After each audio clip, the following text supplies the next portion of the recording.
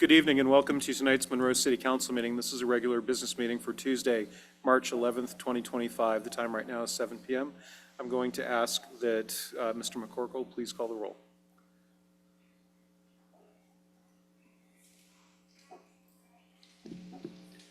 Council members present and establishing a quorum: Councilmember Fulcher, Councilmember Beaumont, Councilmember Hanford, Councilmember Walker, Councilmember Gamble, Councilmember Fisher, and Councilmember Scarborough. Thank you. And Councilmember Gamble is joining us remotely this evening, and Councilmember Hanford said that he would be joining us, correct? He's here and trying to promote him. He just. Oh, he just raised his hand. To be promoted. All right, just making certain that we can hear Councilmember Gamble and Councilmember Hanford, who are both here. You got me? Okay, Councilmember Hanford. Good evening. Good evening. All right.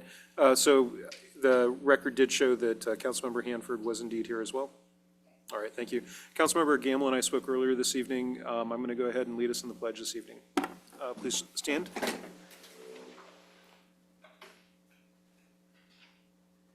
pledge my allegiance to the flag of the United States of America and to the republic for which it stands, one nation, under God, indivisible, with liberty and justice for all. Thank you, everybody.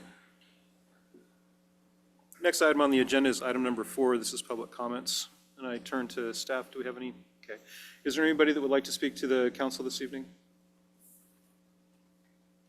All right, seeing none, we'll go ahead and move on to the next item on the agenda. That's item number 5, consent agenda. I turn to the council. Insert Jeopardy music here. Councilmember Beaumont is reaching for a flag.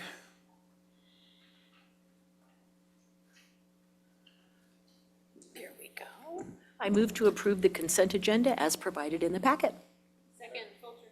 I have a motion from Councilmember Beaumont, a second from Councilmember Fulcher to approve the consent agenda. Any discussion on the motion? Seeing none, I'll call for the vote. All in favor? Aye. All opposed? Aye. Councilmember Hanford, did I understand that you voted in opposition? No, in favor. Thank you.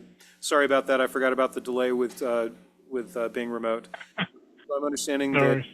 we have 7 votes in favor of the consent agenda. If that is not the case, please let me know now. Okay, seeing no objection, motion passes to approve the consent agenda 7-0. Thank you. Next item on the agenda is item number 6, specifically item 6.1, Planning Commission appointments. I turn to Mr. McCorkle.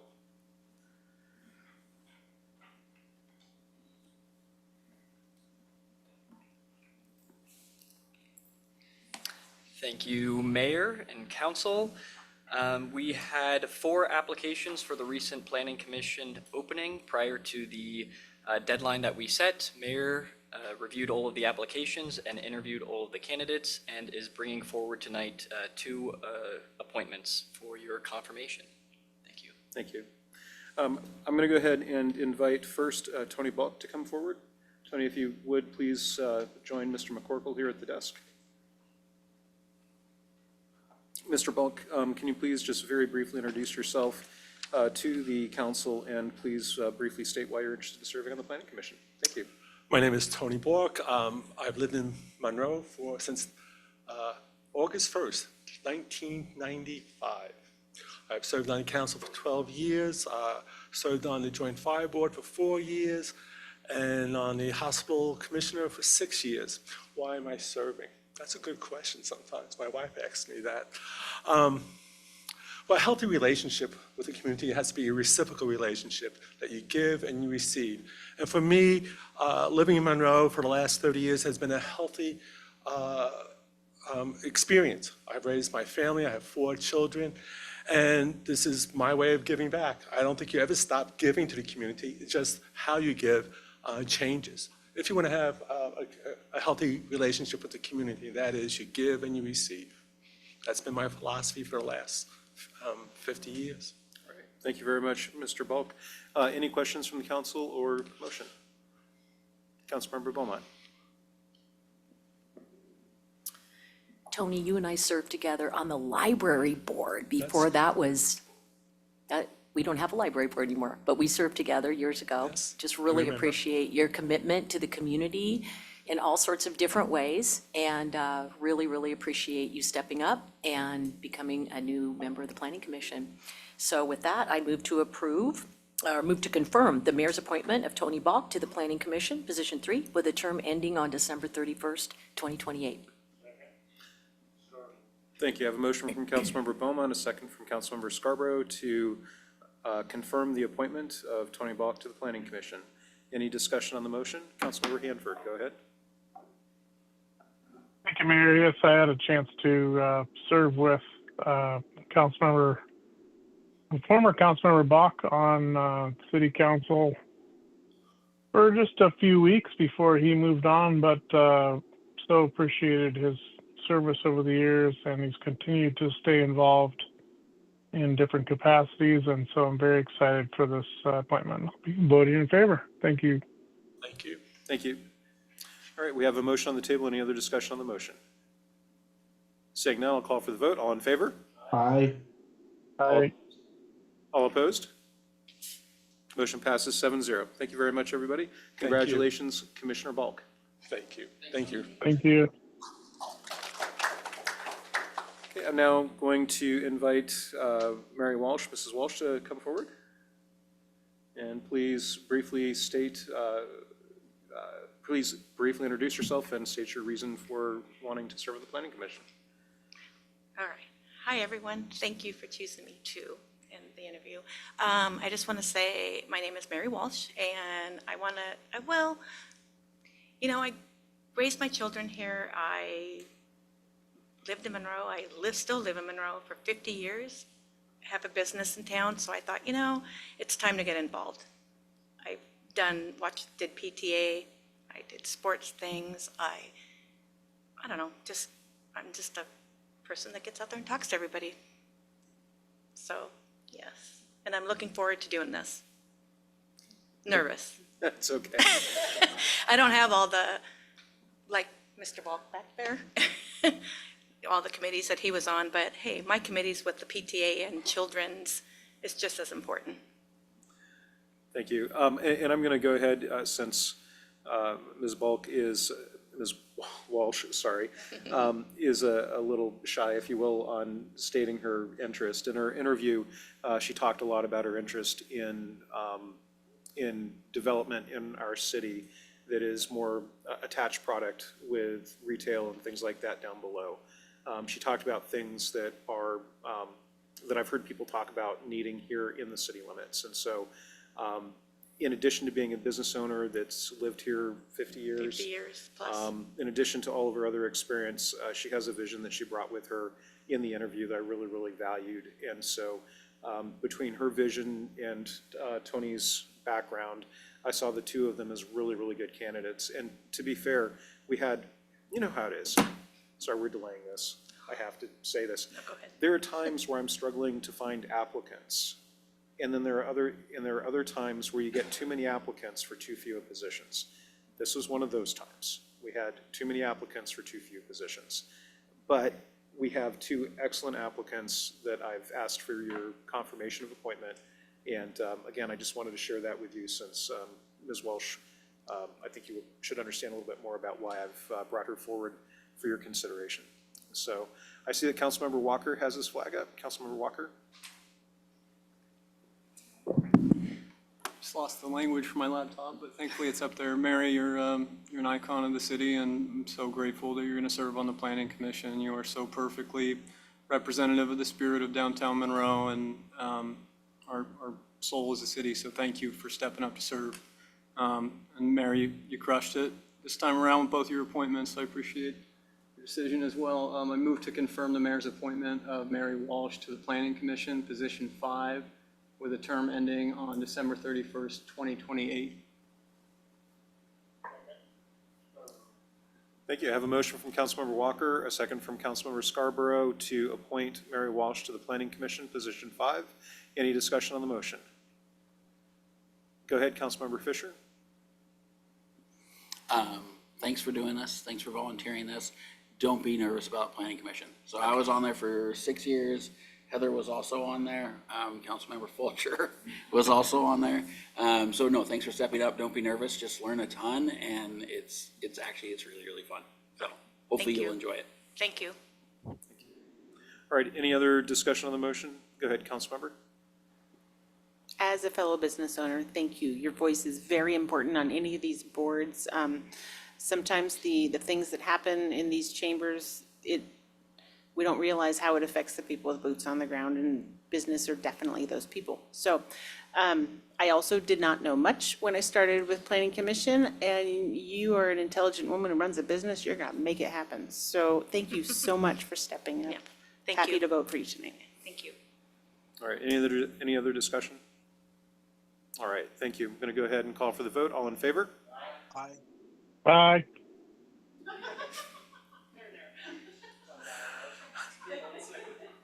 All right, all opposed? Motion passes 7-0. Congratulations. Thank you. Commissioner Walsh. Thank you. Thank you, everyone. All right, we're going to go on to the next item on the agenda. This is new business item number 6.2, 2044 Comprehensive Plan Transportation Element, Monroe Municipal Code 3.54, Transportation Impact Fee Update Presentation with our Director, Jaker that's me. Roberts. Jaker. Thank you, Mayor. Appreciate that introduction. All right. Yes, please. Could you bring Patrick and Paul forward? Okay.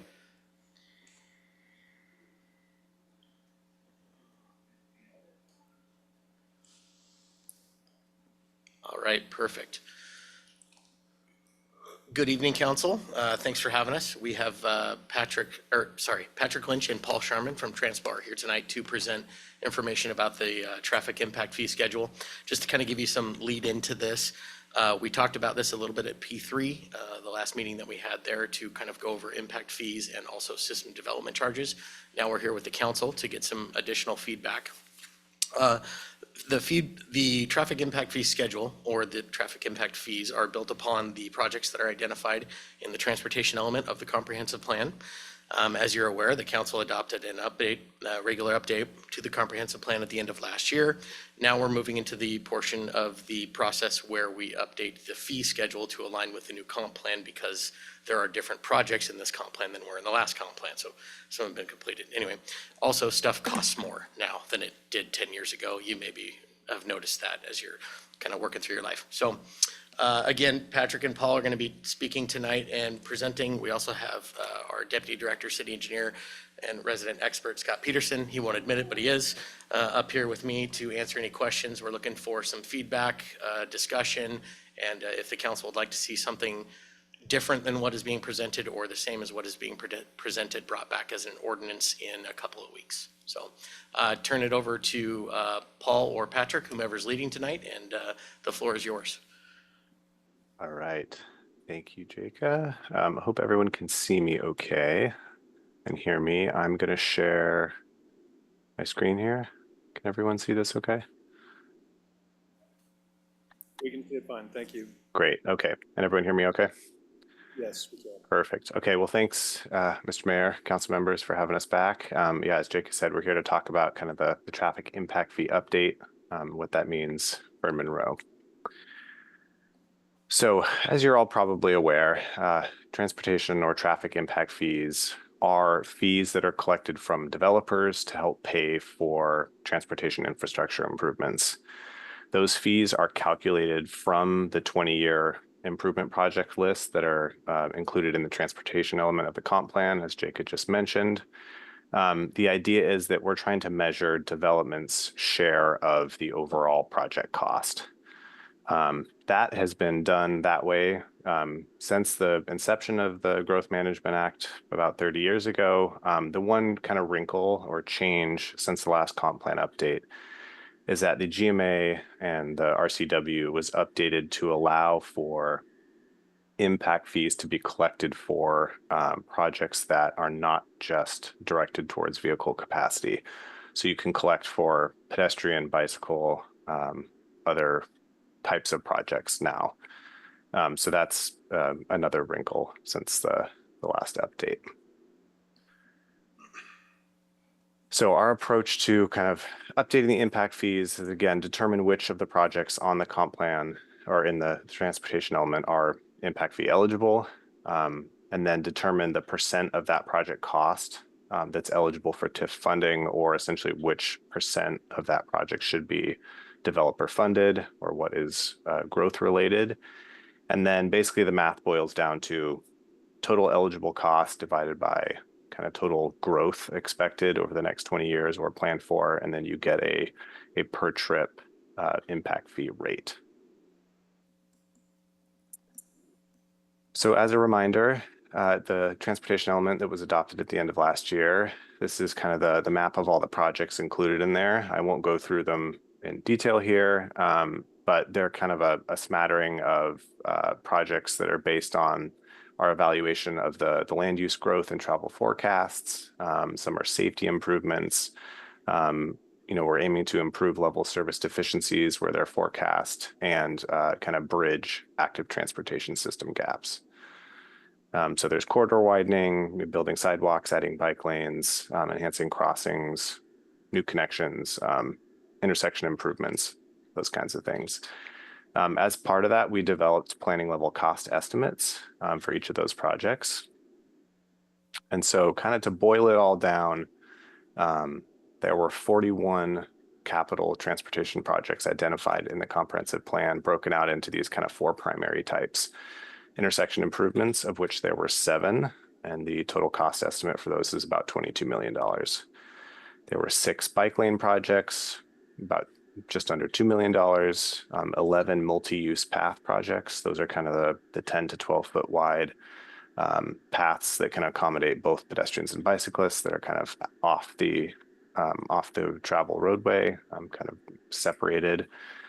There were 11 of those identified, totaling almost $14 million, and then 17 sidewalk projects totaling about $60 million. So you add all that up, the total cost of the transportation element was about $99 million over the next 20 years. So that first step, determining kind of the eligibility of those projects. So a project is TIF eligible if it addresses a level of service deficiency that's identified in the comp plan. As you may recall, the level service standard within Monroe was updated as part of that comp plan update, moving away from an intersection-based level of service towards a corridor travel time, but it also included level service standards for active modes. So there's a pedestrian and bicycle level service now.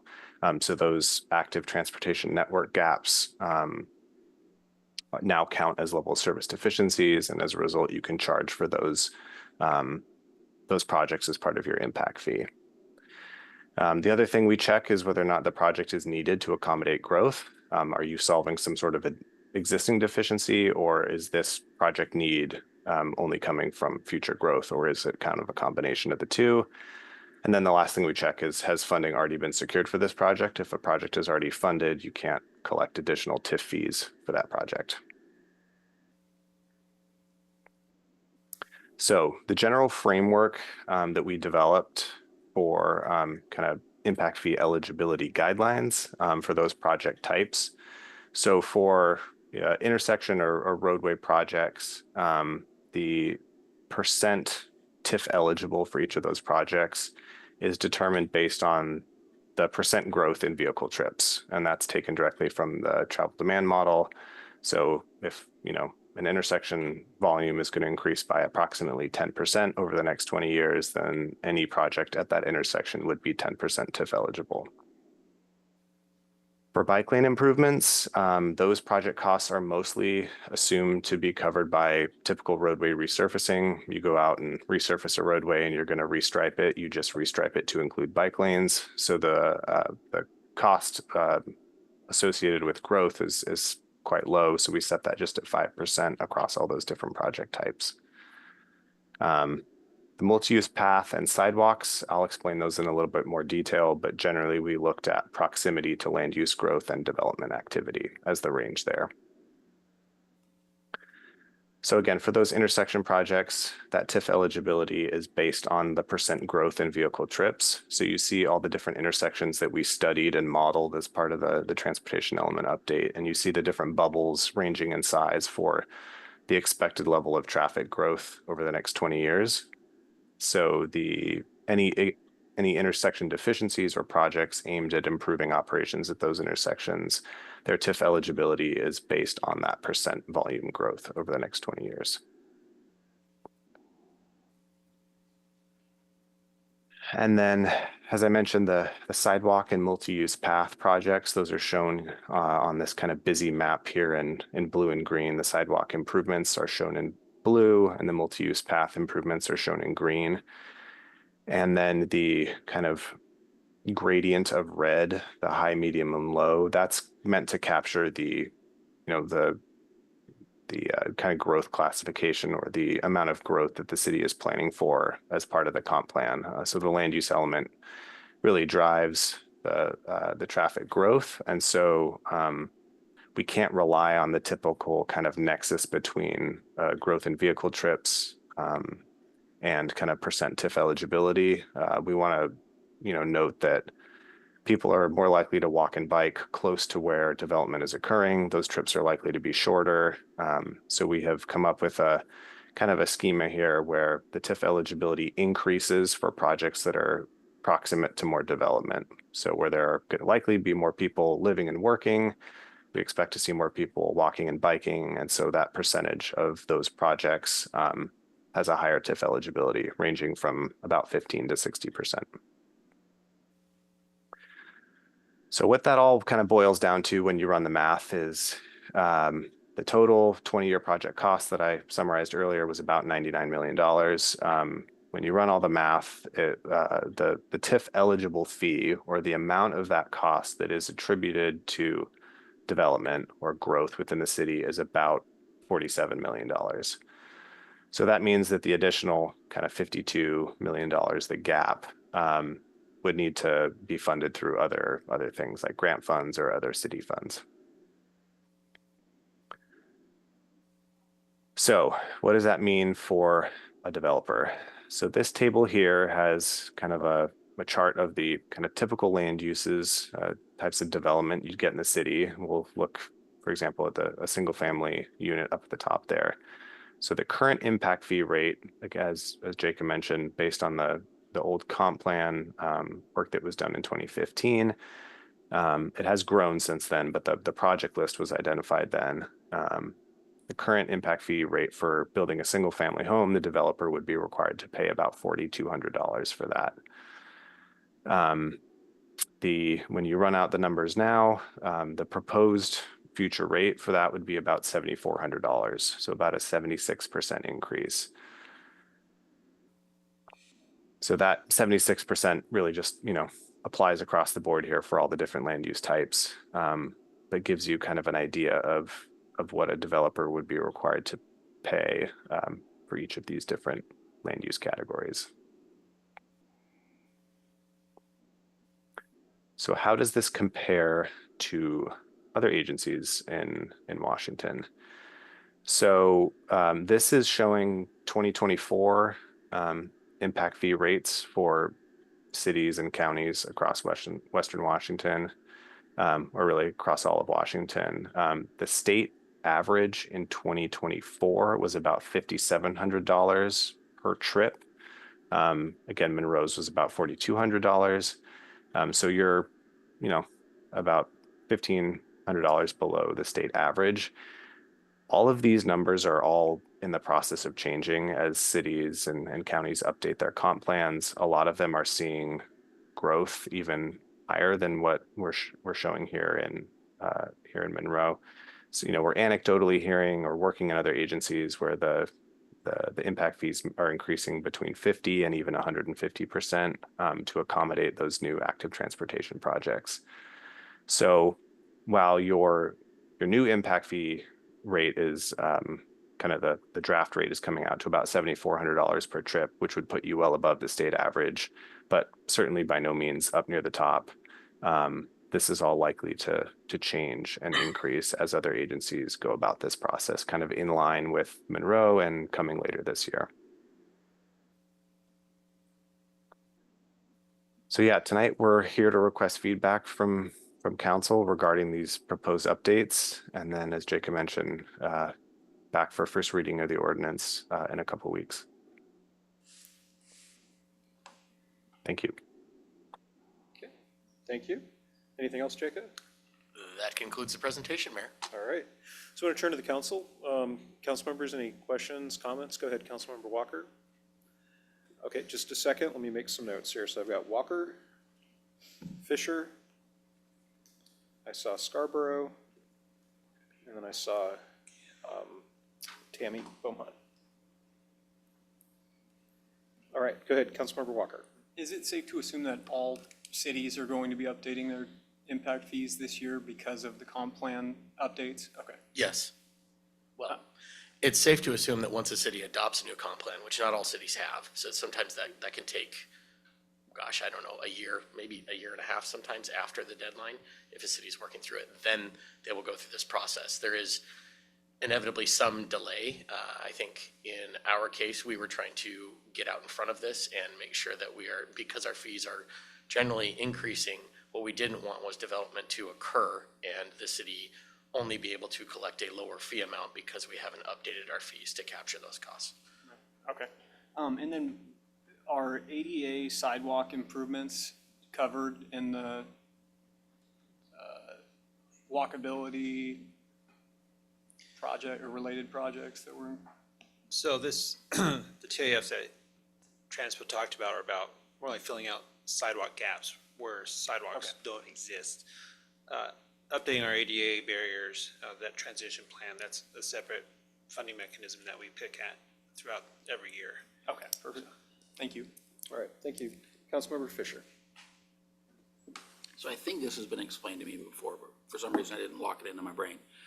Why are the proposed impact fee rates less in multifamily, or the fee rates less in multifamily than in single family? I guess I'll jump in. Typically, multifamily units on a per unit basis generate a lower number of vehicle trips. So the rate is lower as a result, I guess. So even though there's more people packed in one area? Yeah, so we use kind of industry standard research from the Institute of Transportation Engineers, which has conducted surveys across the country over the last 30 plus years to survey different land use categories, and it tells us what an estimated range of vehicle trips for a whole day, kind of during the PM peak, which is what this is based off. And typically, a single family home will generate about one trip in the PM peak period. Multifamily homes kind of across the country tend to generate a lower number. It's like 60% or 50% of a single family home on a per unit basis. So if there's 10 units in a multifamily home, it would still generate more than one single family home, but it's all done on a per unit basis. Okay, I don't think it still makes sense to me, but I appreciate your input, and it sounds like that's a standard. It just sounds like if there's more people in one area, housed in one area, there'd be more trips instead of a single family house, but it just seems confusing to me, but I'll move on. Thank you. All right, thank you, Councilmember Scarborough. Yes, I'm gonna listen more than I'm gonna talk, because I feel like it's like going to the grocery store and saying, my goodness, bread went up 50 cents a loaf. Now I've got to pay that and I can't afford it. So I go back to the people I'm working for and say, I need more money. So I go to the store and buy bread because it's up 50 cents. So you get a raise from your people you're working for. So they just go out and have to raise something else to recoup the money they just gave me, so I can go to the store and get a loaf of bread. It just seems like a vicious circle we're headed for. I mean, we're saying our impact fees are down here in the middle, who was up there? North Bend was up at the top. Why shouldn't we charge what North Bend charges? Well, if we do, we're gonna put ourselves out of business for having anybody who wants to come to Monroe to buy a house. So if we're gonna raise our rates by 75%, are we kicking ourselves in the teeth and kind of, wouldn't we rather be lower and have people come here? If growth is what we want, which I'd rather see less growth, but growth is pushed by Snohomish County on us in the comp plan. So wouldn't we want to have less fees so people would come here so we can fulfill our need to make Snohomish County happy?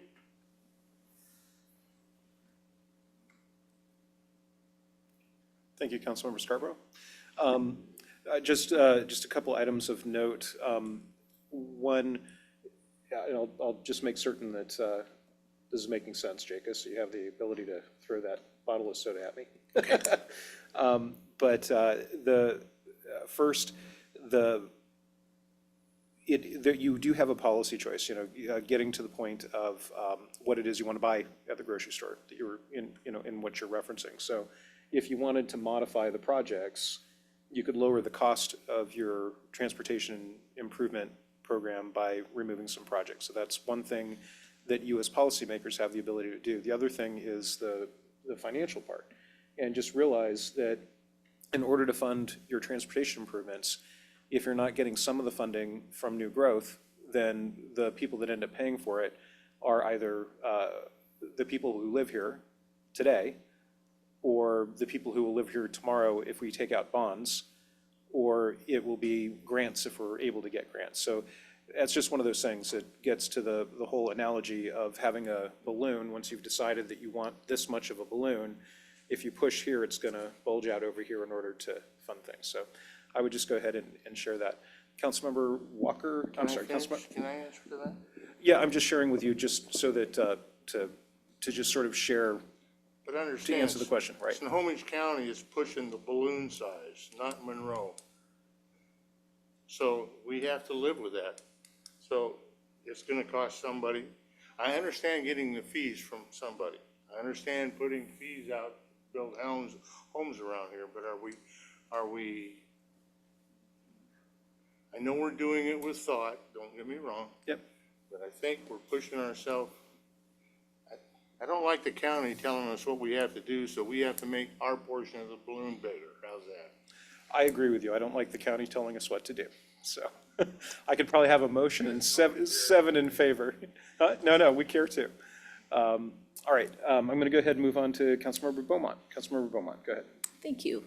So question about, on page 11, we talk about the vehicle traffic volumes. They were collected, the traffic counts were collected in June of 2022. And this report was prepared in September 2024, if I'm not mistaken. And we may have already talked about this. Forgive me if we have, but just concerned about how much traffic has increased between June 2022 and today.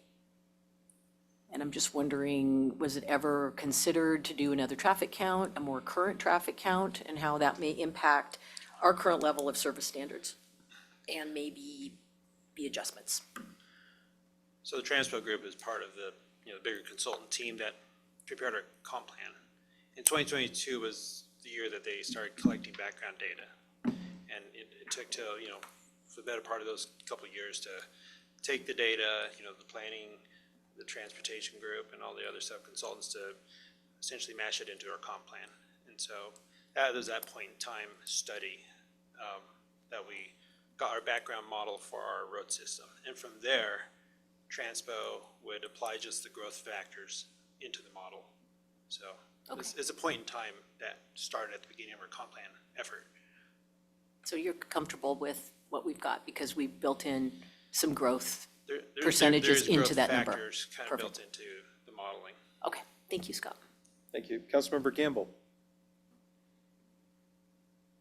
Yeah, thanks. No, actually, some of the what I was going to bring up has already kind of been talked about, but we had purposely, that was part of our strategy as a council in the past, was to be in the bottom tier amongst our peer group on the transportation, fees or impact fees, because we wanted to encourage growth.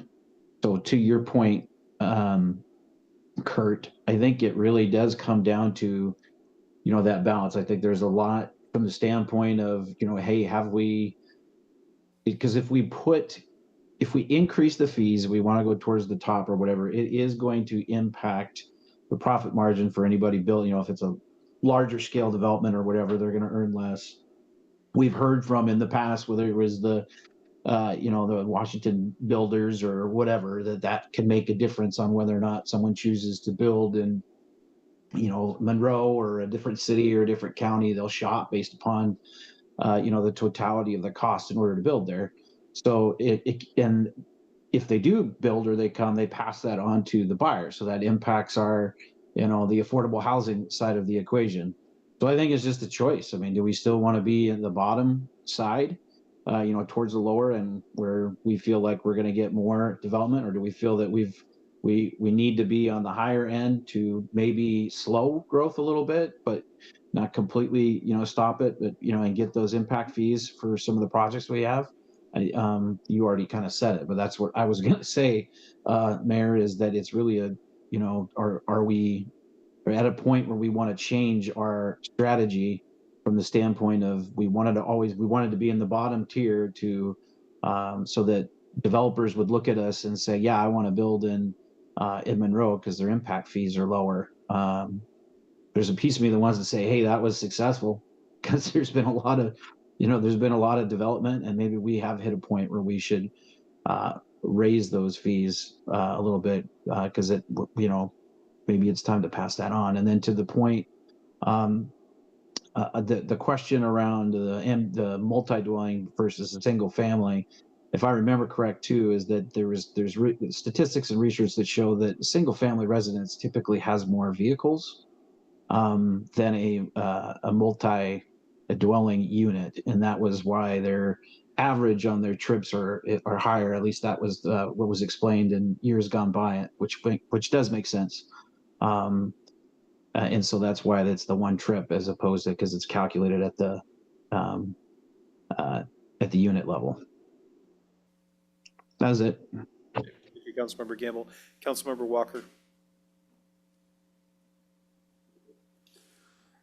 So I've got a lot of questions, so I'll try to break it up into two different times on the mic. The calculations, the complexity of the calculations that were done to come up with this current table, is that done because there is some kind of mandate on what the numbers have to be, or what level of discretion? It sounds like we have a lot of discretion over them. And if that's the case, what was the point of the complexity of the calculations to come up with those amounts? Is that just to determine the maximum amount of fees that you could charge? I'm not 100% clear on the complexity you're speaking of, so maybe I'll say it back to you, and then if we hit on the same thing here, we'll figure it out, right? So we have a list of projects. Some of them are multimodal, some of them are vehicle-based, some of them are both. Those list of projects were estimated out to equal roughly $100 million. I'm just using round numbers. Right. And then we divided that out by the number of person trips. So combined, whether it's walking, biking, or vehicles, called a person trip for this kind of explanation. And that's the dollar value that's associated with that, based on that land use and the number of trips that land use generates, based on the data that's in the manual that Paul was speaking of earlier when he was talking to one of the other council members. Maybe it was Councilmember Scarborough. But anyway, so did that track, or did I miss anything there in talking to you? No, I think that makes sense. So it was for our own internal numbers to give us a good idea of where we want them to be in order to get close to that 100 million, or? Correct, Okay. right. And that's, again, the traffic impact fee is meant to collect the proportional share. Right. So as residents of Monroe, you all would receive a benefit from this as well. If a level of service has dropped below whatever we established it as a council, a C or a D right now is what they are. If that level of service drops below and a capacity improvement is completed, a project is completed using some of these fees, the existing residents yourselves receive a benefit from that, in that you are experiencing a better level of service from that project. So it can't be all of it, it's some of it. The other thing I would say is, yes, this is meant as a maximum. As you are well aware, transportation funding is hard to come by. So as a policy choice, the council can set it where it is now, the council could set it lower. I do not believe the council could set it higher unless we went back and reworked evaluated some more data and kind of reestablished the project list and what the costs are right now. So yeah, I think that's helpful for the conversation anyway. You're awesome. Is there any consideration of buildable lands when this comes up? Because if you set them really low in the hopes of getting a lot of builds to attract a lot of impact fees, but you don't have the buildable lands necessary to even come up with the amount that you're hoping to of that 100 million from the impact fees, can you end up shooting yourself in the foot pretty bad? Or in other words, when we had all the builds in the past, actually, I'll let you address the first half of that question, and I'll get off the mic after that. Land use is one of the foundational, I think, metrics that are calculated into an impact fee, right? So that's, Paul, would you mind sharing screen again and going back to the red and the red, pink, and light red, if possible? I think that's getting at the question that Councilmember Walker is asking. And Paul, maybe you could take a whack at answering this more articulately than I will. Sure. Yeah, so the idea, I mean, really, the thing I try to remind everyone is that the transportation element is a direct kind of result of the land use element. Where people live and work and where that growth occurs is how transportation is impacted. So the growth, what we're showing here, the growth classifications, kind of high, medium, low, is where the city is planning for in its comp plan for employment or housing growth. So the dark red areas are where housing growth or employment growth is highest, and the lighter shades are where it's lower. And so that total level of growth is kind of the denominator for that impact fee calculation. So that's the total growth. That's what we're dividing the project cost by. And the math exercise is really to determine what percent of the total project cost, that 100 million, is associated with growth. Because not all of the traffic out there in 2045 is going to be from development. There's a large portion of it that's already on the roads today. And so we want to make sure that our calculations are taking that into account. And this is kind of the methodology that we've come up with that's defensible, that we are required to do. And I'll just add, we're not land use planners. There were other consultants that were working with the city to develop the future land use plan, but I do believe that buildable lands was included in how they came up with the forecast. So that is kind of baked into the overall forecasting methodology for the land use. I think I'm realizing that we're, sorry, this is going back to Jake. I think I'm realizing that we're operating in kind of two different headspaces of, I think it seems like right now the conversation that I thought we were having was around using impact fees as a lever for attracting building or not. As with respect to the fact that impact fees assumably are a big factor in the way that the numbers pencil out on a new build for a builder. So I would assume that the theory is the lower your impact fees, you've got the chance of being a more competitive city for a builder to come in and build homes. So if your city is trying to get more homes with lower fees, that might be an idea. The reason I bring up buildable lands is because if we had 100 acres above our city, and we set the fees very low because we thought, we've got all this land, I'm sure people are gonna wanna come in here and build homes. Let's set them low because just economies of scale, if we sell more, we can charge a lower price because we've got more land. Now, if we have less land, do we need to charge more if there's less opportunities for builds? Does that make sense? It kind of does, but I think it's a bit skewed from the reality of what is baked into this fee, in that it assumes some disparity between the supply that's available. So like I think that gets into supply and demand, which really isn't how this fee works. A fee would assume that the zoning is built out, right? So it accounts for the possibility of, and it is only collected when that possibility is realized. So there is no way to manipulate the supply in this instance. And so I think I'm speaking to what you're saying in a way. It's a bit nuanced. We're kind of getting down in the weeds of it, but that's the way I would look at it. The second thing I would say is, no matter what the council does, to whether the council keeps the fees at level X or level Y or level Z, that's fine. That's the council's prerogative for sure. At the end of the day, those projects will eventually need to be constructed, and those costs will be borne. They do not change based on the fee that the city collects. So if the impact fees are lower, then the delta between what is collected and what the city must either A, find elsewhere, or B, get from its residents or businesses in some other form or fashion to build those projects is larger. So it's really, how does the council want to facilitate constructing these projects? They will come to pass as development occurs. They will need to be constructed. Those costs don't change. What does change is how that money is brought into the city, whether that's through grants, other taxes, or other development fees, or other means or methods that the city could come up with, like REIT or something of that nature. Thank you, Jacob. Yeah. Thank you. Councilmember Fisher. Thanks, Councilmember Gamble, for kind of explaining that a little bit more to me. Makes a little more sense now, I think. Just one quick question on page 20 when we're talking about T1 through T5 routes identified. I found it weird that Highway 2, 522, and Main Street are all classified as T2. Because to me, there's a huge difference between Main Street, 522, and Highway 2. Bear with me a second. Okay. Are you talking, Councilmember, are you speaking of freight routes? Yes. Okay. Page 20. So, Scott, would you like to answer that, or would you like Patrick or Paul? That's kind of a tough one there. Freight routes is really just a very gross estimate of freight moving through the city and on what main primary routes we have.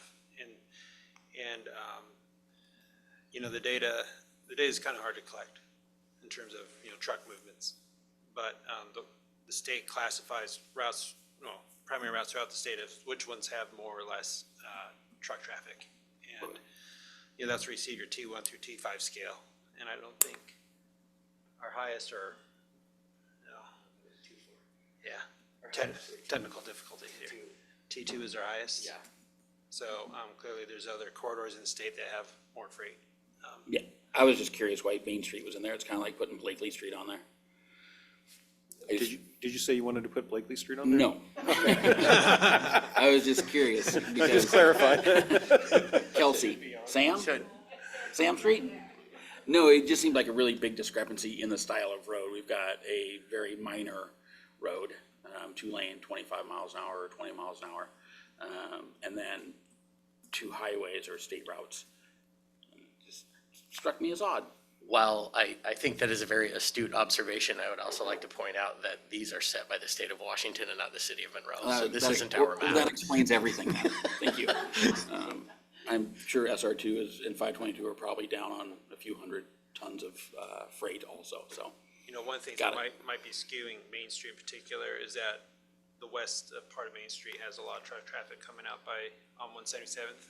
You have some businesses that have a lot of dirt movement. Cadman used to be down there, so there's a lot of truck traffic. No, saying that the state set the standards or set the levels makes way more sense. Thank you.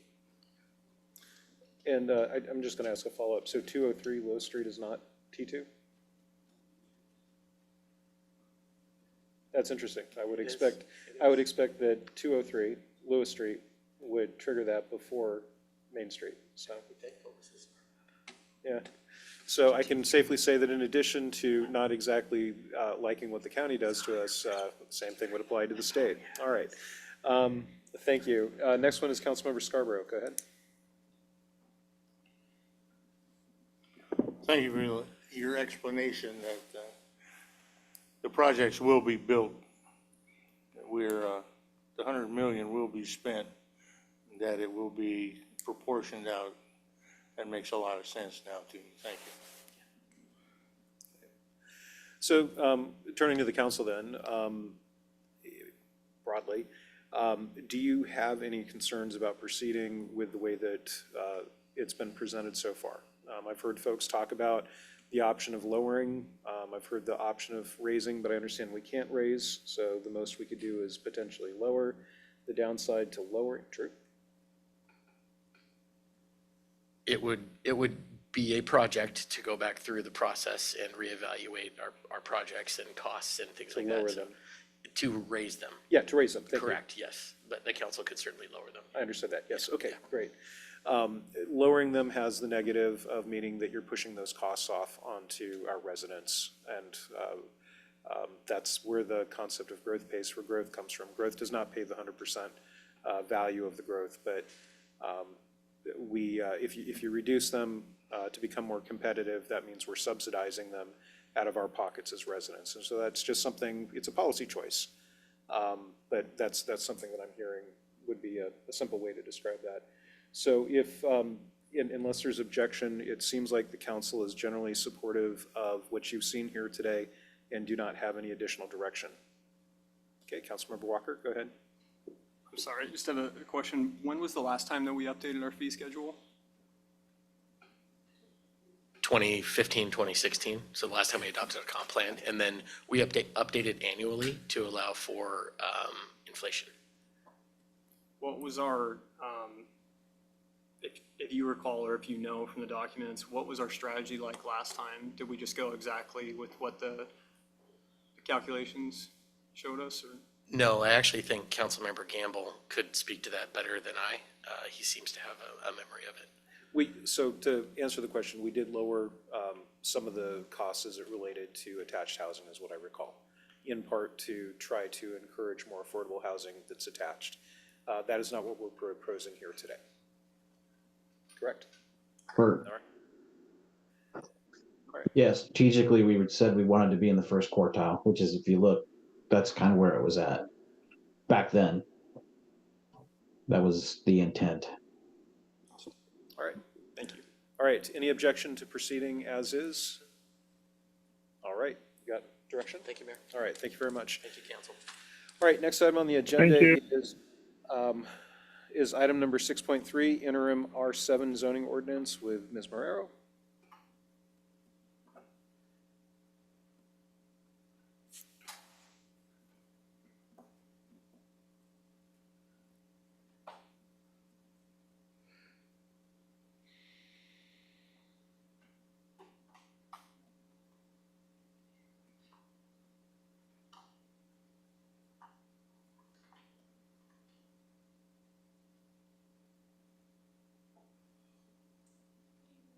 Good evening.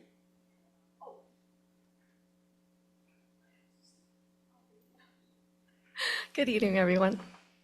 It's nice to see you. Thank you. I am here to present the interim R7 zoning ordinance. The purpose of this ordinance is to allow townhomes in the R7 zoning district. This is important for the Monroe 30 annexation to move forward and for other potential developments in the city. At the March 26, 2024 council meeting, council directed staff to work with the Monroe 30 annexation proponents to draft an annexation/development agreement to dedicate park property and to allow middle housing development with the Monroe 30 as it was getting ready to develop. This can only be achieved if townhomes are allowed in the R7 zoning district, because currently only detached dwelling units and duplexes are permitted. The reason why we're going the interim ordinance route is because this process allows us to adopt the ordinance now, and then it gives us time to prepare the permanent ordinance, and then at that time we'll go through the regular process, which means going through planning commission, public hearings, and then coming back to council for adoption.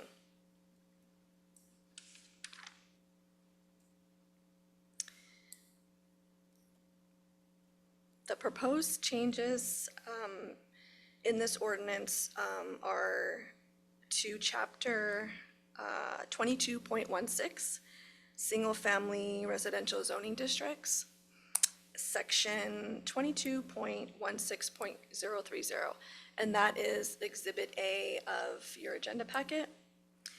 This section is where the townhomes would be a permitted use in R7. Also changes to section 22.16.040P, which is the bulk regulations matrix for the R7 zoning district. This is Exhibit B of your packet, and this would add a column for bulk regulations for townhomes. So currently, there's only a column for detached dwelling units. So this adds regulations for attached dwelling units, and that will include density, setbacks, lot coverage, lot width, and building height. There are also changes to Chapter 22.42 Design Standards, and this is adding a new section. So this section would be 22.42.065. This is Exhibit C of the packet. And this allows for design standards for townhomes. And then I did want to note that there will be some changes in the ordinance that I bring back for adoption in a couple weeks. It's just for some clarifications on density.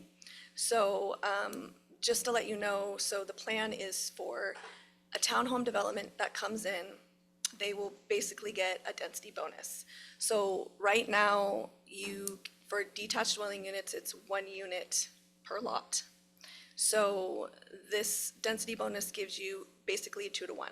So if you come in with a townhome development, you get 2 townhomes per 1 single family or detached residential unit on the lot. And I do have an example for you. If you would like, I can share my screen if you have any questions about how that works. But basically, it's my understanding that in order for this to work for the Monroe 30, this density is required just because when you're developing townhomes, the market is greater for the detached dwelling units. And so the council is requiring them to provide middle housing. So in this instance, allowing that density bonus will get the product that they need to be able to sell. That's all I have for this introduction. I'm happy to answer any questions. If you have any comments or would like to see that example, I can share my screen. All right, thank you very much. Councilmember Beaumont. Thank you, Anita. Appreciate the presentation. A couple questions. What are cottage clusters and courtyard apartments? And I'm just wondering how many units are in each of those? Okay, so I did provide some information on middle housing in the agenda bill. So that's the middle housing code that we're working on, and that's what will include the cottage cluster chapter and the courtyard apartments. That's not something that we're talking about when we're talking about attached dwelling units at this point. We're mainly talking about townhomes. So that is in the works that I'll be bringing back at some point. Okay, thank you. You're welcome. All right, any other questions from the council? Councilmember Hanford, go ahead. Thank you, Mayor. Yes, thank you, Anita. Would you mind sharing those samples that you had with the? I do have one example of how the density works. Perfect, thank you.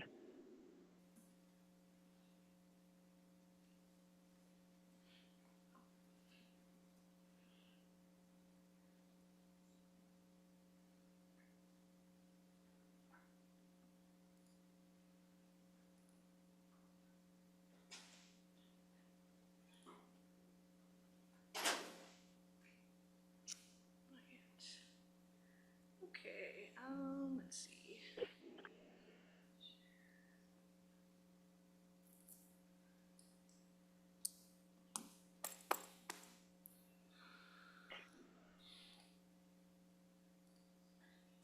Sorry about that. Let me just try to find that one again.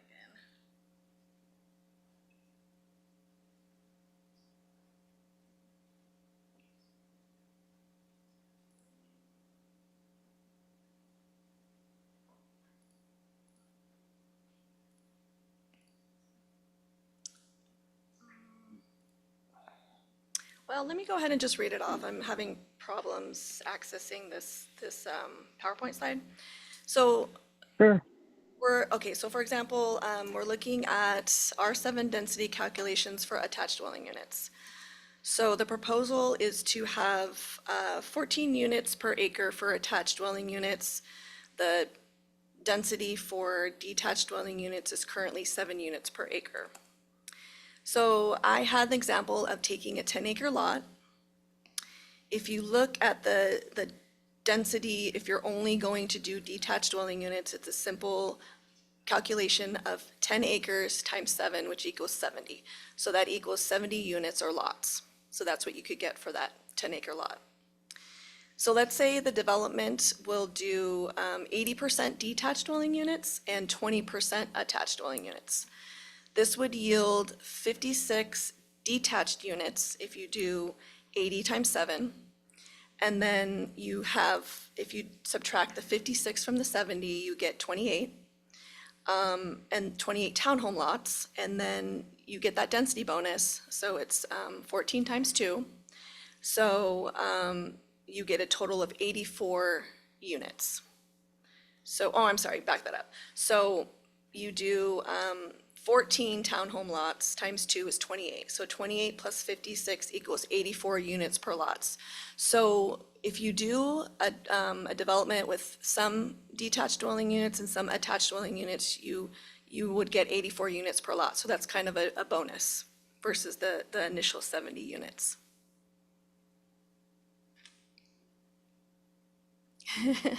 Okay, thank you. It's kind of hard without the visual, but I understand. That's fine. Thank you, Anita. You're welcome. Are there any other questions? I know one of the things that the council was talking about was the importance of having missing middle housing. That's attached housing product.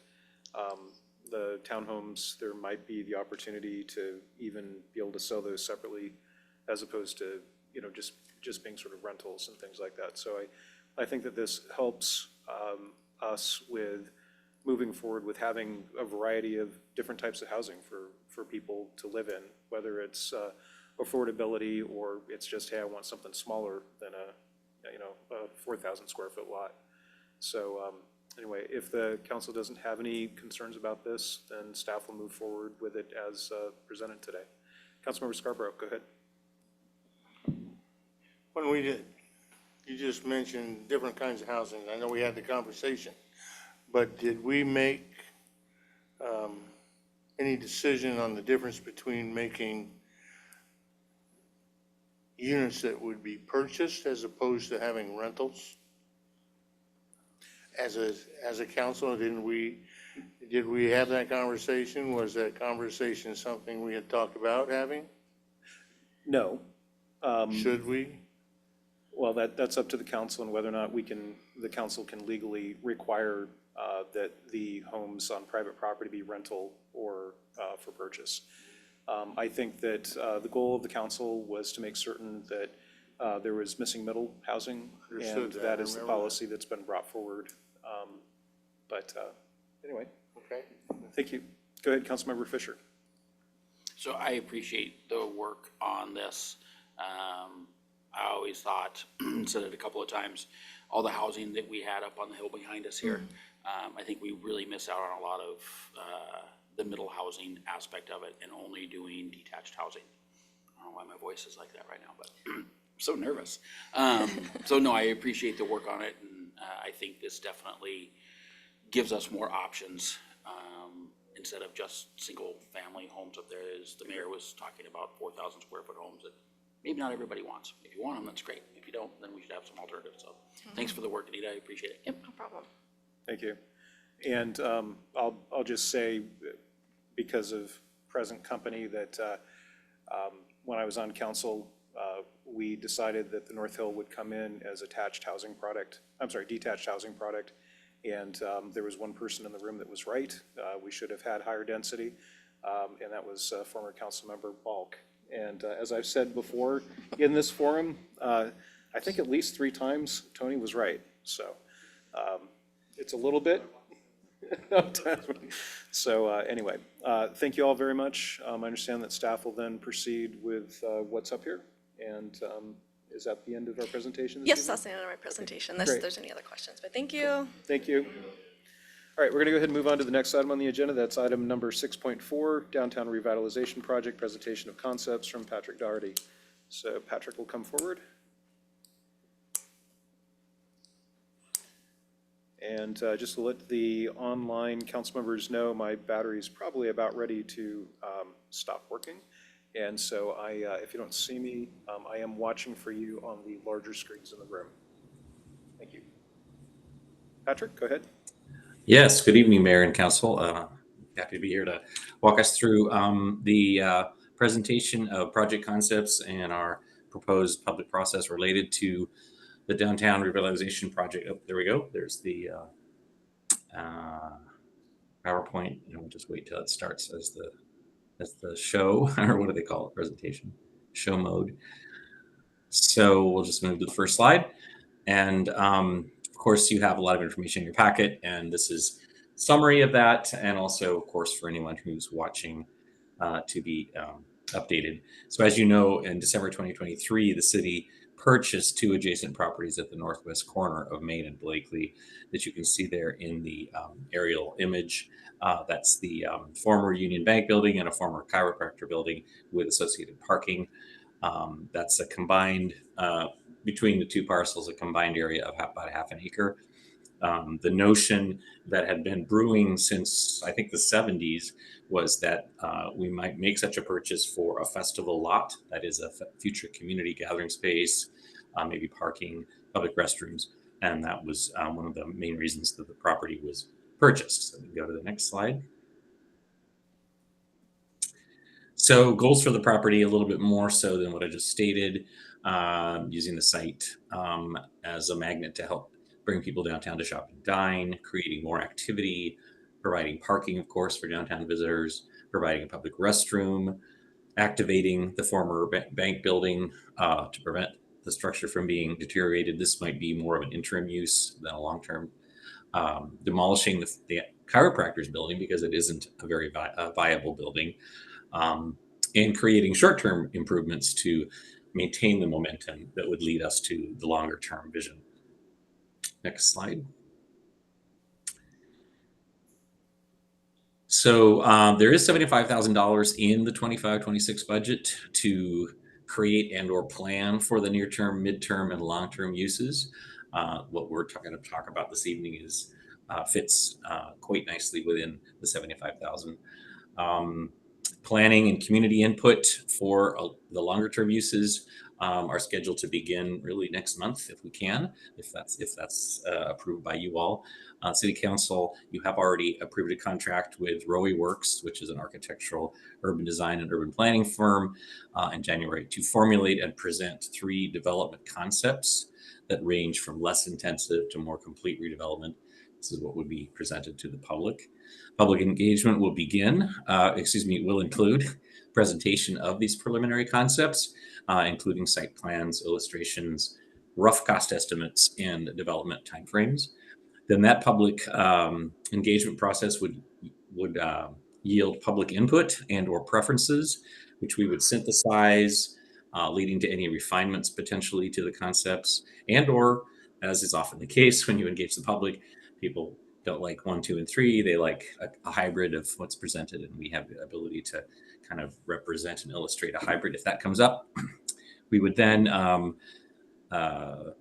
gather up all that public input and any refinements to the concepts presented back to you all, City Council, who will then be asked for your direction on which would be the preferred concept to seek further development of the site. So next slide. So we've been working, staff and our consultant Roy works on 3 general concepts, and what sort of led these concepts was one being respectful of the festival lot notion, which has existed for decades, but then also offering entirely different concepts. And the notion is to provide sort of range of concepts that bracket possibilities to gather public input. That doesn't mean that we're necessarily providing any influence or suggestion because we have different ideas. These are just in order to gather public comment. It's a valuable site, and we want to make sure that we are open to possibilities. The parking festival lot, as it sounds, of course, provides parking and space for festival or gathering, maybe it's a better way of saying it, would still include a small pavilion-style tenant space, as well as the public plaza. Another option is a two-story parking garage, which would also include tenant space and a small public plaza, or a multi-story mixed-use building with ground floor tenant space, upper floors in residential, would also include public plaza. Now I'm going to show you in the next slides more information about those concepts. So the first concept of the festival lot, parking lot, we kind of had to split it in two. So we have three concepts, but we sort of have an A and a B on the first one. So this notion of a parking lot and festival lot. The first idea is we actually substantially renovate or rehabilitate the Union Bank building for future uses, which should be such as potentially the visitor center from the chamber, if that were to work out, some pop-up retail space, public restrooms, maybe a gathering space for the community. Chiropractor building would come down. You can see on this image here that there would be room for some electric vehicle charging stations and a small public plaza area. The parking lot would be reconfigured to be 35 parking spaces, and then all that parking could be vacated, of course, to accommodate gatherings, small gatherings, in the notion of the festival lot option. So now the next slide is sort of option 2 of this parking lot festival lot, which is raising the site of all current improvements, reintroducing the small tenant space pavilion sort of at the north end of the site, which then allows it to open onto a plaza that's facing the sun, facing south, and a larger space, reconfiguring parking to get up to 43 spaces, including EV parking. And of course, again, all of that being able to be vacated for a larger gathering or festival or what have you. Okay, the next slide. So I think I probably said this already, but again, the festival lot concept does include public space, does include public parking. We're very interested in the EV spaces notion, and I'll just introduce it quickly here, in the sense that if we had advertised electric vehicle spaces in downtown, travelers on the highway through town, whether 522 or 2, going say to the mountains or beyond, could make downtown Monroe a stop for charging up, especially before they hit the mountains, which is a charging, battery hog. And then we could kind of become the place that people know to stop for an hour or so and engage in downtown Monroe while their car charges. And then, of course, each of these options includes some small tenant space that would open onto public plaza, again, potentially for the visitor information center, small pop-up merchants, public restroom, etc. The next slide has kind of a quick pros and cons. Pros are this is a relatively modest project that we probably could fund with city, state, possibly other contributory funds. The reuse rehab option of the existing bank building would entail the shortest timeline and budget. This could be the site of small gatherings or events without having to close any part of Main Street. And I say that because, as you know, since the notion of festival lot arose decades ago, the city in much more recent history developed the festival street so that we can close the entire street or half of it to accommodate a festival. But this smaller space on this site could either be an adjunct to that if it was a larger festival, or just a smaller festival or gathering that didn't need the whole street. And then, of course, would include public parking. So those are the pros. The cons, again, I'm not sure we should say cons, but things that lead us to think about whether it's the right idea. Obviously, that small of a space would not accommodate sizable events alone. That kind of goes without saying, perhaps. Question mark just in the air is, has the festival street that Main Street can accommodate filled the need that originally was conceived of in the festival lot idea decades ago?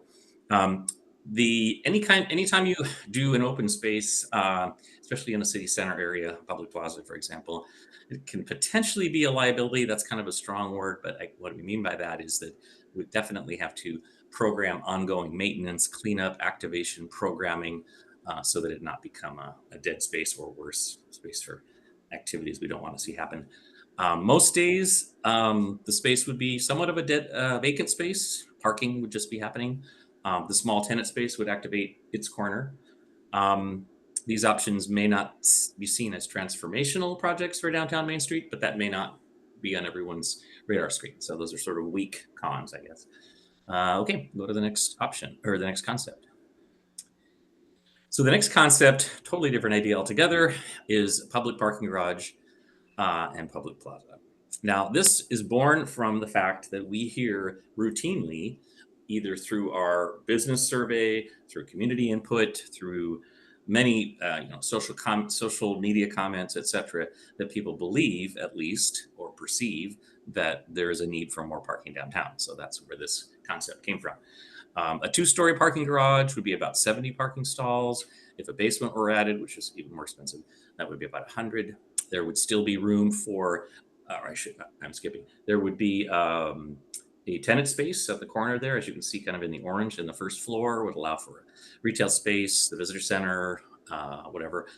And then because the site has that triangular part, which really can't work for parking garage, that would be a somewhat generous plaza that the commercial space could open onto. Would still include at least 6 EV charging spaces.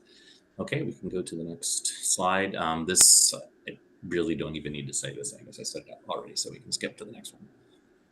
Pros and cons. Sorry, it's a little bit smaller, but there's more to say about this one. It does provide public parking, which many say is quote unquote needed.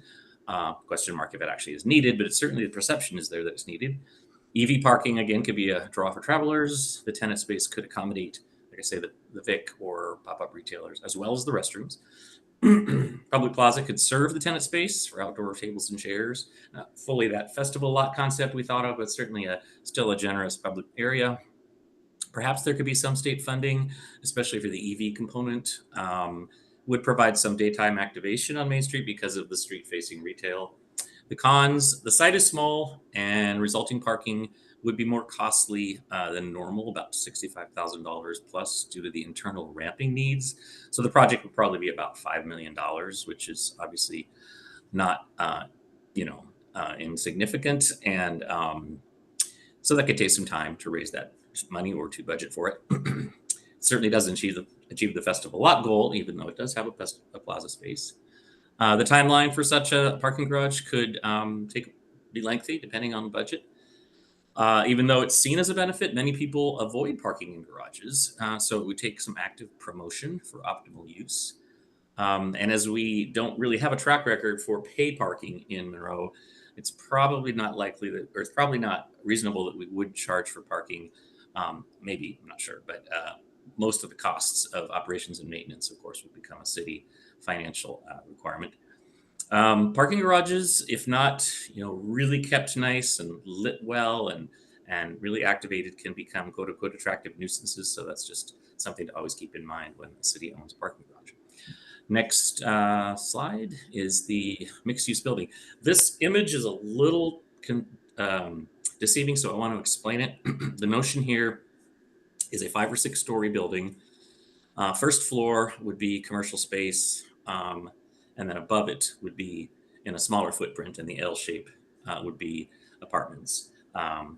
The grayish or brownish area that says terrace is just for the apartment component on top of the first level, so that's not down at the street level.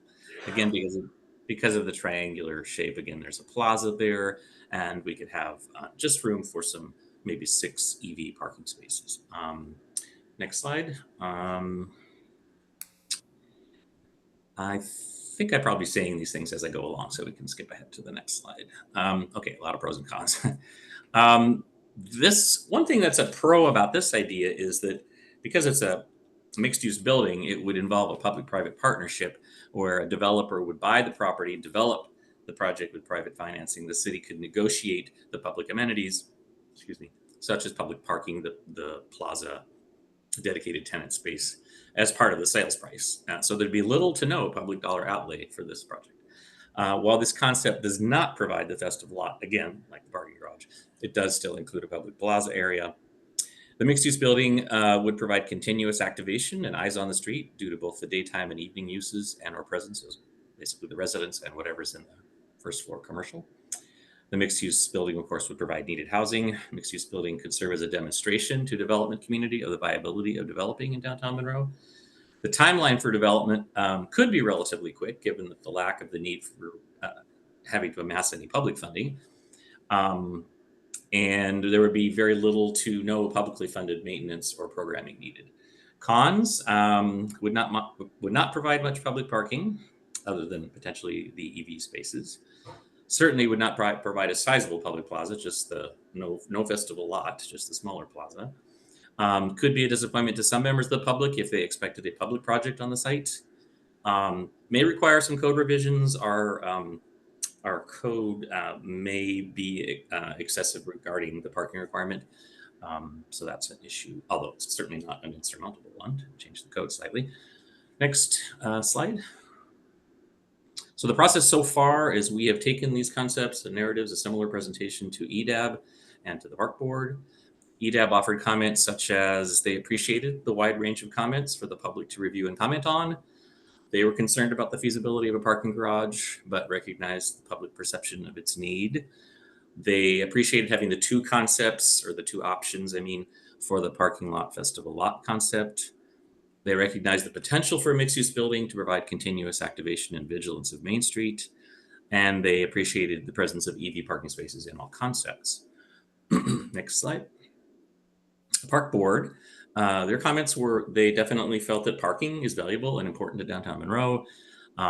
There was little support among board members for the mixed-use building option.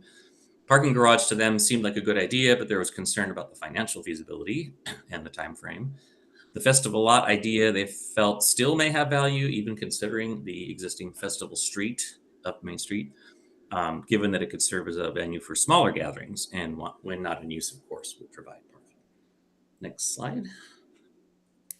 So next steps. Well, we're almost done with phase one, as I just told you, the staff analysis, the presentations to the previous entities, and now this evening presentation to you all.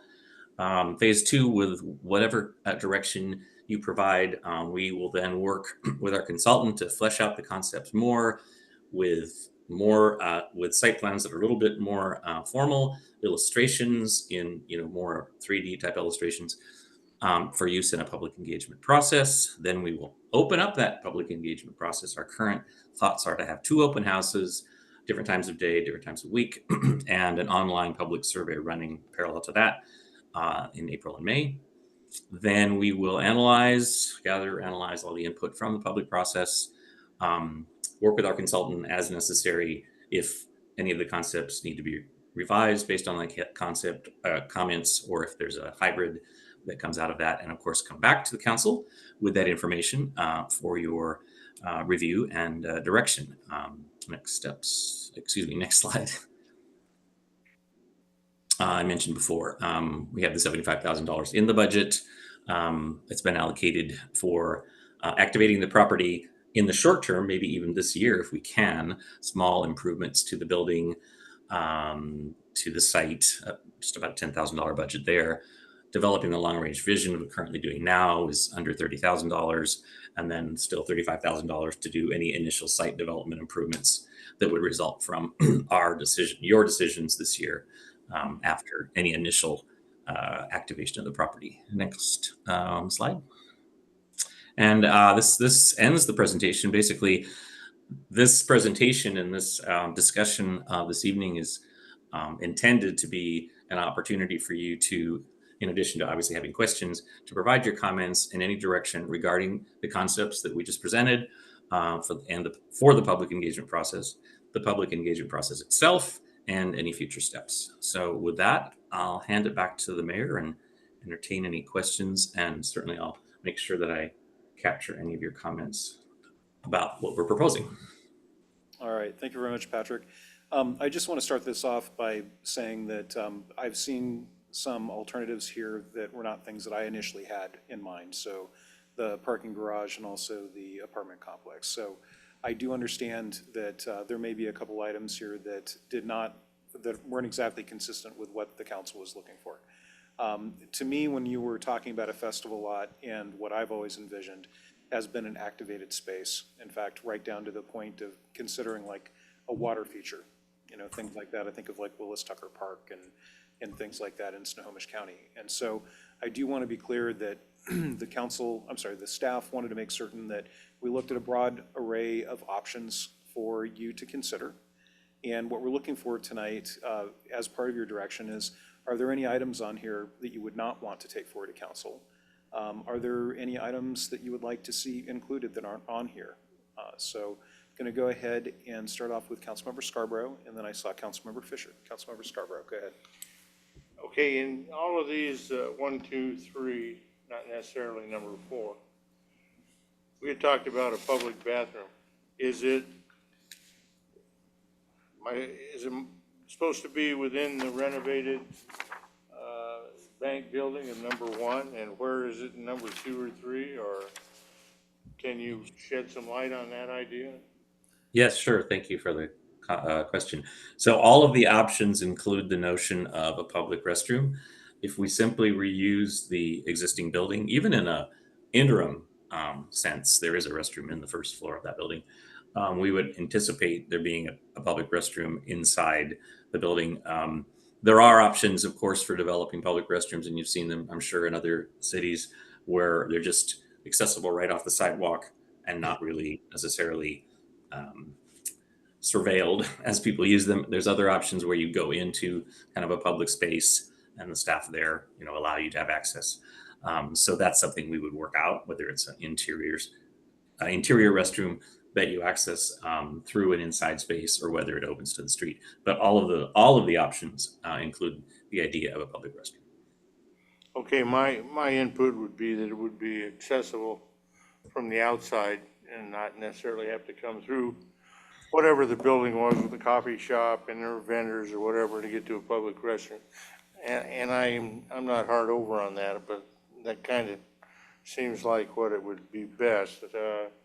If I were to say there's any options I'm not interested in, I don't like the idea of a 5 or 6 story building there with apartments myself. That's my input. Okay, thank you. Councilmember Fisher, go ahead. Hi there. Unfortunately, I don't think I like any of these. The parking garage thing seems ridiculous. When I was going through this before the meeting, I just kind of felt like there was just a lack of creativity and a lack of imagination. There's some really cool places, like there's a place called The Lot down in Bend, Oregon, which is really, really cool. It has like food trucks, it has a seating area. I think there's just some things I put down here that I think we could probably turn this into a festival lot, like outdoor stage, an indoor stage for local music, local crafts, local beers, local food trucks. I just felt like honestly, I didn't like any one of these. If there's something that we could renovate, and I might be a little bit ahead of the curve here a little bit, renovate the building to make it more useful for the community and have it be more of a festival lot. But as far as these go, I don't like any of them. So I think that the ideas behind this kind of lacked a little bit of creativity and imagination. So that's kind of where I'm at. All right, thank you. May I offer a quick response? Just it's not countering anything. Patrick, can you hold on a second? Deborah offered some information. I'd like to go ahead and acknowledge Deborah. Deborah? Yes, and maybe this is what Patrick is thinking of as well, which is the intent, council, is not to bring forward kind of the fully fleshed plans. Yeah. We just did some basic drawings with some kind of bookend ideas. And what we're really looking for is whether or not council is comfortable taking all 4 of these ideas forward to the public for comment. And I think to your point, there may be no interest at all in doing a multi-story building. But we do think that there are members of the community who would ask, well, why isn't the council considering putting housing? We have a shortage of housing. Why wouldn't we want housing on this lot?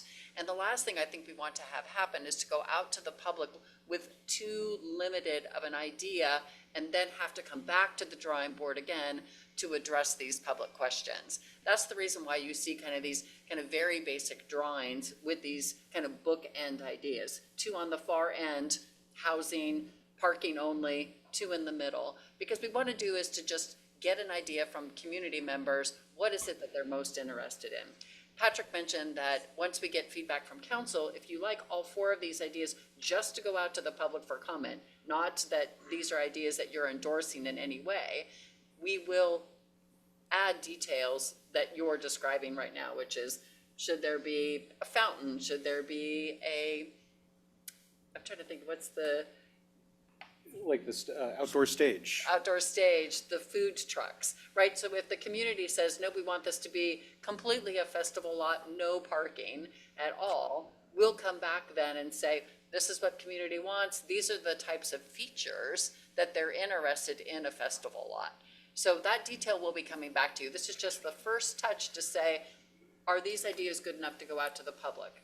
So that is the intent. Hopefully that helps frame for you a little bit better why you're seeing drawings and they look fairly flat, they're not engaging, they're not interesting, because we didn't want to spend a lot of money, because we don't have much money to spend, on doing full-fleshed ideas until you had an opportunity to provide some additional feedback. So I'm going to turn back to Councilmember Fisher with what was just, with what Councilmember Deborah just shared with you. Sorry. With what Deborah just shared with you, does that help? Yeah, it helps, it helps a little bit. I think if we go out to the public with a parking garage and apartment, especially the parking garage, I think we're gonna get crucified. I think they're gonna be like, what are you doing? But maybe not, maybe I'll be wrong, but I would just hate to have this stuff go out and have the public feel like I do, like, oh, okay, we could do much better. Yeah. Mayor? Once it's built out. Just for second, sure. Patrick. So Okay. that's all. But So- thanks for the explanation. That makes more sense. Yeah, so with that said, is there anything then that you would not want to go out with the public on, or are you good with all four of them going forward? I think we could probably take out the apartments and the parking garage. Okay, thank you. Patrick? I just wanted to add one minor point. Deborah explained it very well, of course. The other extra point is that whatever we go out to the public with, whether it's all four of these or some lesser number, also the illustrations are going to be better than what you're seeing this evening as well. So unfortunately, we're handicapping you a little bit because we didn't want to engage our designer to do more work representing these options just for this meeting, and then perhaps not go forward with them. So the ones that we do, in fact, move forward to engage public comment on will have better illustrations and include, suggestions of some of the amenities you suggested. Thank you. Great. Councilmember Thanks, Fisher, Patrick. anything further? No, thank you so much. All right, thank you. Councilmember Walker? Yeah, thank you for putting this together. I understand the aspect of presenting other options, so at least when there are people that like the parking garage or want to suggest it, there is something there. But kind of with Councilmember Fisher in that we're not going to have the opportunity to explain that aspect to the public each time that they have that opinion. So I don't know if there'd be an alternative of giving like an other option or something like that. But I don't want to get ahead of myself, or at least my current take on this is, I don't think the parking garage is even a possibility anyway, because it'd be so difficult to get 5 million to build it. And I wouldn't want to see the city put 5 million into something that might not even get used or might be abused or something. So funding, I think, is one of the biggest considerations for me on this, and advancing with what is currently in the file. And obviously it might be improved between today and when it goes out to the public for comments, isn't worth the extra amount of money that we would be paying the group to go get comments on it. So I think that we have more work to do or conversation before advancing. I mean, this is a really important decision, I feel like, and not worth rushing. I don't think that there's a rush. I did have some questions. Patrick, were you guys able to get any sort of rough numbers on the cost to raise or knock down both of the buildings? I think it sounds like the chiropractor building needs to come down regardless. Right. Yeah, that's part of the what we anticipate some of the initial costs. Well, again, we haven't done the numbers yet on any of these options. It's part of what is the consultant's scope of services that we wanted to include in the full engagement process. We envision having boards that illustrate the concepts, and then information that describes them, provides a cost estimate or a budget and a time frame. And we just haven't done that yet. But by the time it comes back, by the time it goes to the public, we will have it. And certainly by the time whatever options go to the public and come back to you with the comments, you will have that as well. Got it. And so currently there's 75,000 budgeted. If tonight we were to say consultant, flesh out concepts with site plans and illustrations to use for public engagement process, we'd be looking at using about half of that 75,000, leaving about 35,000 left for improvements. With those improvements, at least is our idea right now, just to do cosmetic stuff to fix it up in between now and whenever we would get into building or starting a project on whatever idea it might be. You're speaking about the Right. Union building? Yeah, just the lot itself. I mean, the whole plaza or. The existing layout, yes, so the intent is to try and make the current layout as useful as possible while we go out to the public, get feedback, decide on an alternative, and then look for funding to implement that alternative. I'm hopeful that we'll come back with a phased approach so we can do some phased improvements, so we don't need to accumulate several $1 million in order to do something. I think the intent is to try and get as much done in a phased approach as possible. Right.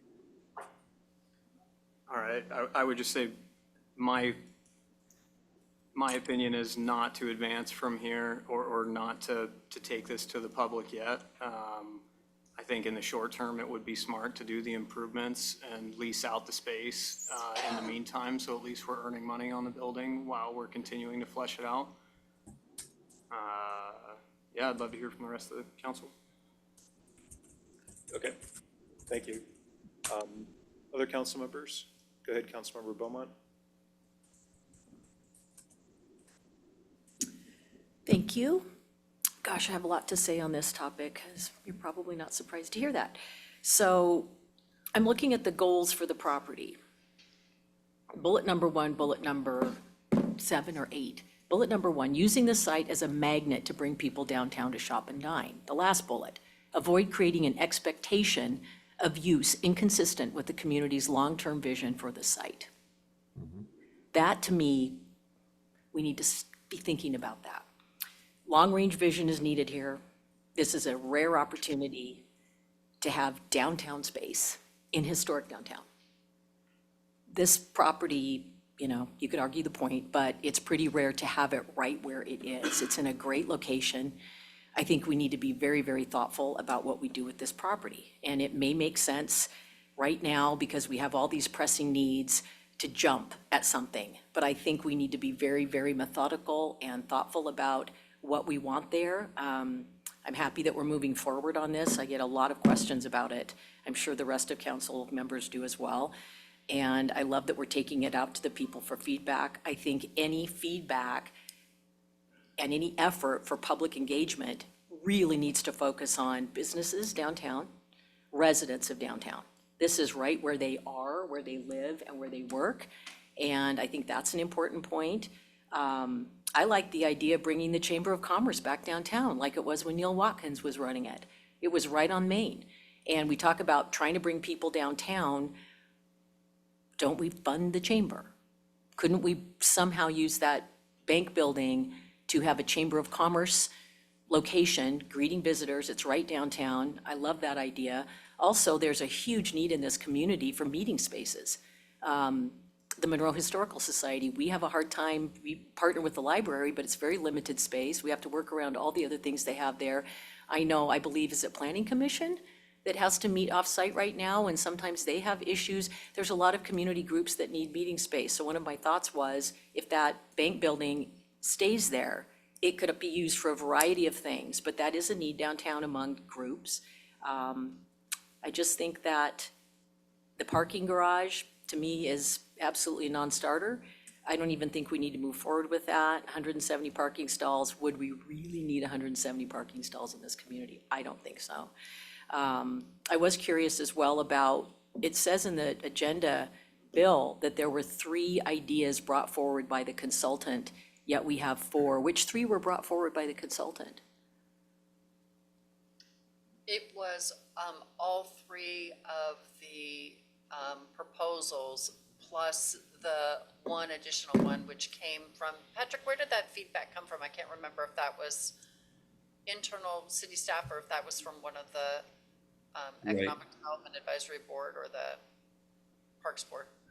Well, so actually, you know, I like the way you asked the question, Deborah, and then responding to council member. I think that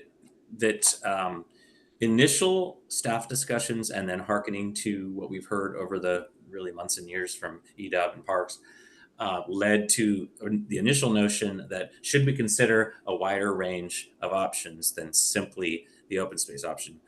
Because this is such, like you say, it's such a valuable piece of property. And there's people who, I mean, literally I hear it every time I'm downtown, we need more parking, we need more parking, versus other people saying we need housing. So we thought, well, should we be open to various ideas? Then in engaging our consultant, he took that information. When he initially started looking at the site, he said, well, would you want to consider splitting your first concept into one that keeps the building, even though it's not maybe the best configuration of building and in the best spot for open space, but certainly an easier option. And then also have the start over option for your open space. So that split really sort of came from him.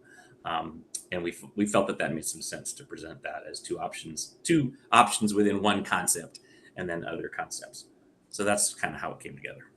Okay, thank you. That makes sense. And I understand the need for that. It's bringing forward some really varied ideas, and I understand that absolutely with the discussions about needing more housing, especially in the downtown area. I really like what Councilmember Fisher was talking about in terms of having kind of a hangout spot downtown. I think that's what everyone sort of wants, is a place to be with your families and friends and go down and, you know, maybe you go grab coffee at Heather's and you are, you know, grab some food from the bakery or go have lunch at one of our many restaurants, sushi spot or whatever, and you take it and you go sit on some stairs somewhere and you've got a fountain or something. I think that's certainly generating, revenue generating ideas are welcomed as well. But I think if we really stop and just focus on why we bought this property, what do we want to do with it? You know, it's precious, it's rare, it's in historic downtown. And again, if we can just pull back and think, you know, 10 years down the road, 20 years down the road, what does our downtown look like? What do we want down there? You know, I just think that those are important things to consider moving forward. Thank you. Thank you. Councilmember Heather? Thank you, Mayor Jeff. Thank you. All right, good points, all of you. Tammy especially, I mean, even before you had said something about coffee, I was agreeing with you, so. I think that sometimes we use ridiculousness to illustrate the obvious no. And in this case, I think we're all saying it's a hard no on the parking garage and the apartments. But I do understand having them in there for that opportunity to say no. Because it also gives us an opportunity to look at, well, if this is a no, then what do you want? So it gives us that moment. Yes, the festival lot has been something we've wanted for a long time. I love the idea. I look forward to maybe a big screen and watching movies in a place where the theater used to be. You know, it's just that historical feature of our downtown is just something we really look forward to finally having. The Bend lot is definitely an example I would love to follow, because the idea of food trucks creates outdoor community. It creates the thing that we wanted, which is we want people together. We want that unity feeling, which can happen in that downtown space. So also, we do need a meeting space. As a business owner who constantly having people ask if they can use my space for meetings, yeah, we need more spaces for that available. And I think it would be awesome if the city was part of the fix for that. So Yeah, I'm, thumbs down on parking garage, but if we need to keep it in there to illustrate the FAR, then I get it. Yep. Did that help? Yes. Okay, good. Okay, so my takeaways here for staff, and go ahead and say, no, I do want to hear that. Takeaways for staff then, one, sounds like everybody's in agreement that we're looking for a festival lot. You're not looking for housing, you're looking for a festival lot. So you're thinking open space, maybe with a structure. And because of meeting spaces, you were talking about like having an outdoor stage. One of the things that comes to mind is the city of Olympia, Port of Olympia, where they've got a stage on one side, they've got restrooms on the other. Again, not saying that that's what would get built, but it's a concept where you've got active space on one side, and then you've got restrooms on the other side, and how that opens out into a wide open area. I'm hearing mostly no on the parking garage, and just for me, I would prefer not to have a parking garage directly on Main Street. The idea of Main Street, I mean, you all have talked about it, the Planning Commission has talked about it, having a walkable community, and walking along in a parking garage is just not something that I consider being something that should be on Main Street proper in a small city like ours. It might work in some very large cities like Everett, but for us, every piece of real estate is important for people walking by. So unless there's a different feeling, I would propose that we just leave the parking garage out of that. With that said, unless there's, and I do see that Councilmember Hanford and Gamble are now, they have their hands up.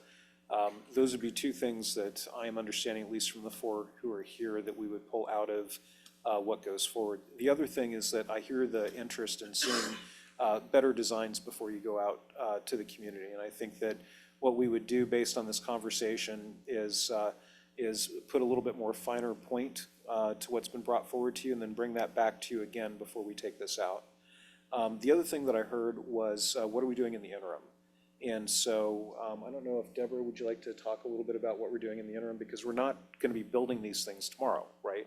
And so is there something that we can update them on relative to the Union Bank building or anything? Sure. So we are looking for a partner for the Union Bank building, and Councilmember Beaumont mentioned the chamber. So we have been speaking to the chamber about their interest in that space.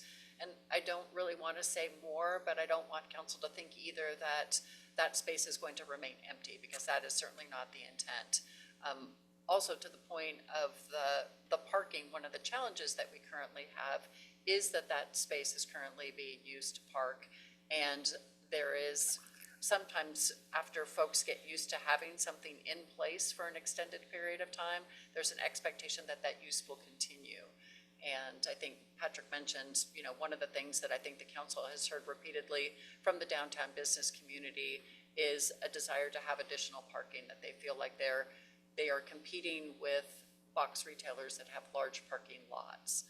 So in thinking about just how we might need to use that space in order to support our business community, that's the reason why that project added on the list. But certainly understand council's desire and the long-term community interest. Again, our intent was just to frame up for for community input options. So to Councilmember Fulcher's point, that if people have a hard no, they have a hard no, and council has good direction.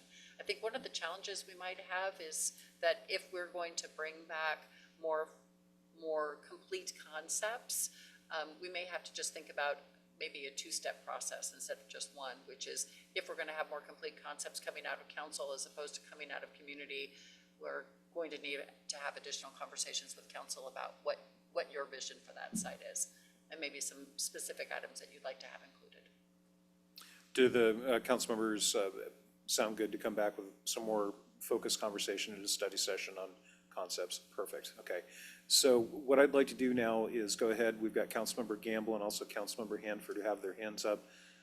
We'll go ahead and go to them, and then we'll go to Councilmember Scarborough. Councilmember Gamble, go ahead. Yeah, just on that last comment, I prefer to get the input from the community first, but I just think it would be better that way than I just in like having the community voice in the process. I will say that I was just going to echo, Deb, your comments on the parking. I know both Kevin and I were on council when we redid the streets downtown. I had I can't remember exactly what it was, but 450, 500 signatures on, there was a, signing campaign for because we lost, I can't remember off the top of my head, but it was in the realm of 4 to 14 or something. It wasn't a ton of spaces. And what's been extremely important to those downtown businesses and others that signed on that has been the parking thing. And that was one of the things that when we made that decision, we put it on our priority list of a community parking location, and that would be something that would be a priority for us. So I do like all the options that have, parking as a component of the festival lot, where obviously we can close it down to use it for larger events or whatever the case may be. But that was a pretty significant, we heard that loud and clear is what I would say. And I'd be interested to get Kevin's, comments as well. But that was front page newspaper and, petitions and the whole 9 yards. So it's still fresh in my mind. Anyway, thanks. Thank you. Councilmember Hanford, go ahead. Thank you, Mayor. Yeah, I concur. I remember that the parking was a big deal. I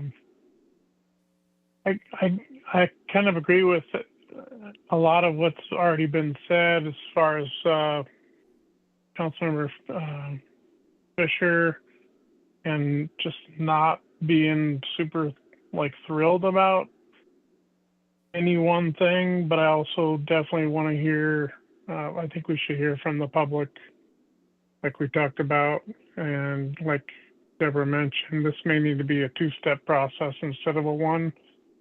There's just so much, and like Councilor Beaumont said, this is like a prime opportunity. Let's not mess this up. I mean, we've been talking about this kind of a lot for years now, and it's finally come to fruition. And now it's like we just really want to be careful and do the best thing for the community. Don't think a parking garage is needed or what we want. I don't know. I could see how, just if you can dream for just a second, I could see how you could shut down, Main Street on that corner, and that whole corner could be blocked off, whether it's like a tree lighting, if the tree lighting moves to that building, and, something like that. Just different ideas. Just a lot of opportunity, and I hate to see us. I hate to be stuck thinking with just those four choices that we were offered. I'd love to see other options and hear from the public. Thanks. Thank you, Councilmember. Councilmember Scarborough, go ahead. Well, I agree with a lot of what's been said as far as a two-step process. I think we'd be better. I do want to hear from the public. I think we can make a better decision if we have more input. I think some of the things I've heard seem like pretty grandiose thoughts for a relatively small space. It's not a very big space. I'm not sure an outdoor theater I'm not sure it's big enough for that. Maybe it is. I like the idea if you're gonna put that up there and the bathrooms behind it, that may be good. But I think we need to be cognizant of how not so big that lot is when we start thinking about what we're gonna put on it. Now, if you could buy the parking lot across the street, that might be a different option. If we could talk the post office into building a new building where we could incorporate our train station in it, that might be a better idea. But I've been talking about that train station for 8 years, and it hasn't got 9 years, and it hasn't gone anywhere. But those are my thoughts about this property. it's a good property, and it needs to be part of the town, and I think the idea that it's for kind of outdoor space for people to go downtown, to draw people downtown, sit down, eat their meal if they don't want to have it indoors, and just remember, it's only so big, though. Okay, thank you very much. All right, so our takeaways then are that we will, staff will go ahead and do some refinement. We're still at a very high conceptual stage, so we don't want to do high detailed workups. And come back and talk with the council before we proceed with doing the community visioning and everything.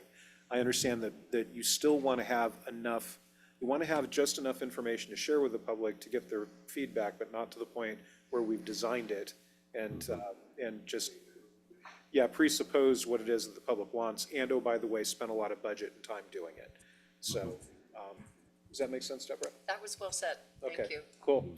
All right, anything further on this topic?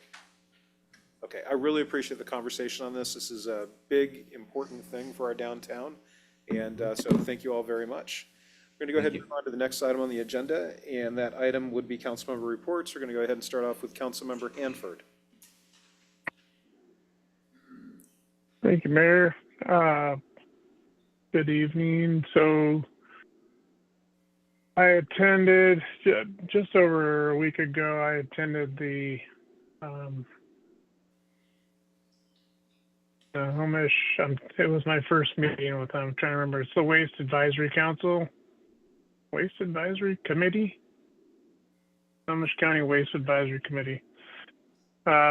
Anyway, that was interesting, and unfortunately, looks like we will be prices of waste will be going up about $8 per household. And if I remember correctly, it was going to be towards the end of the year. But that's all I have at this point.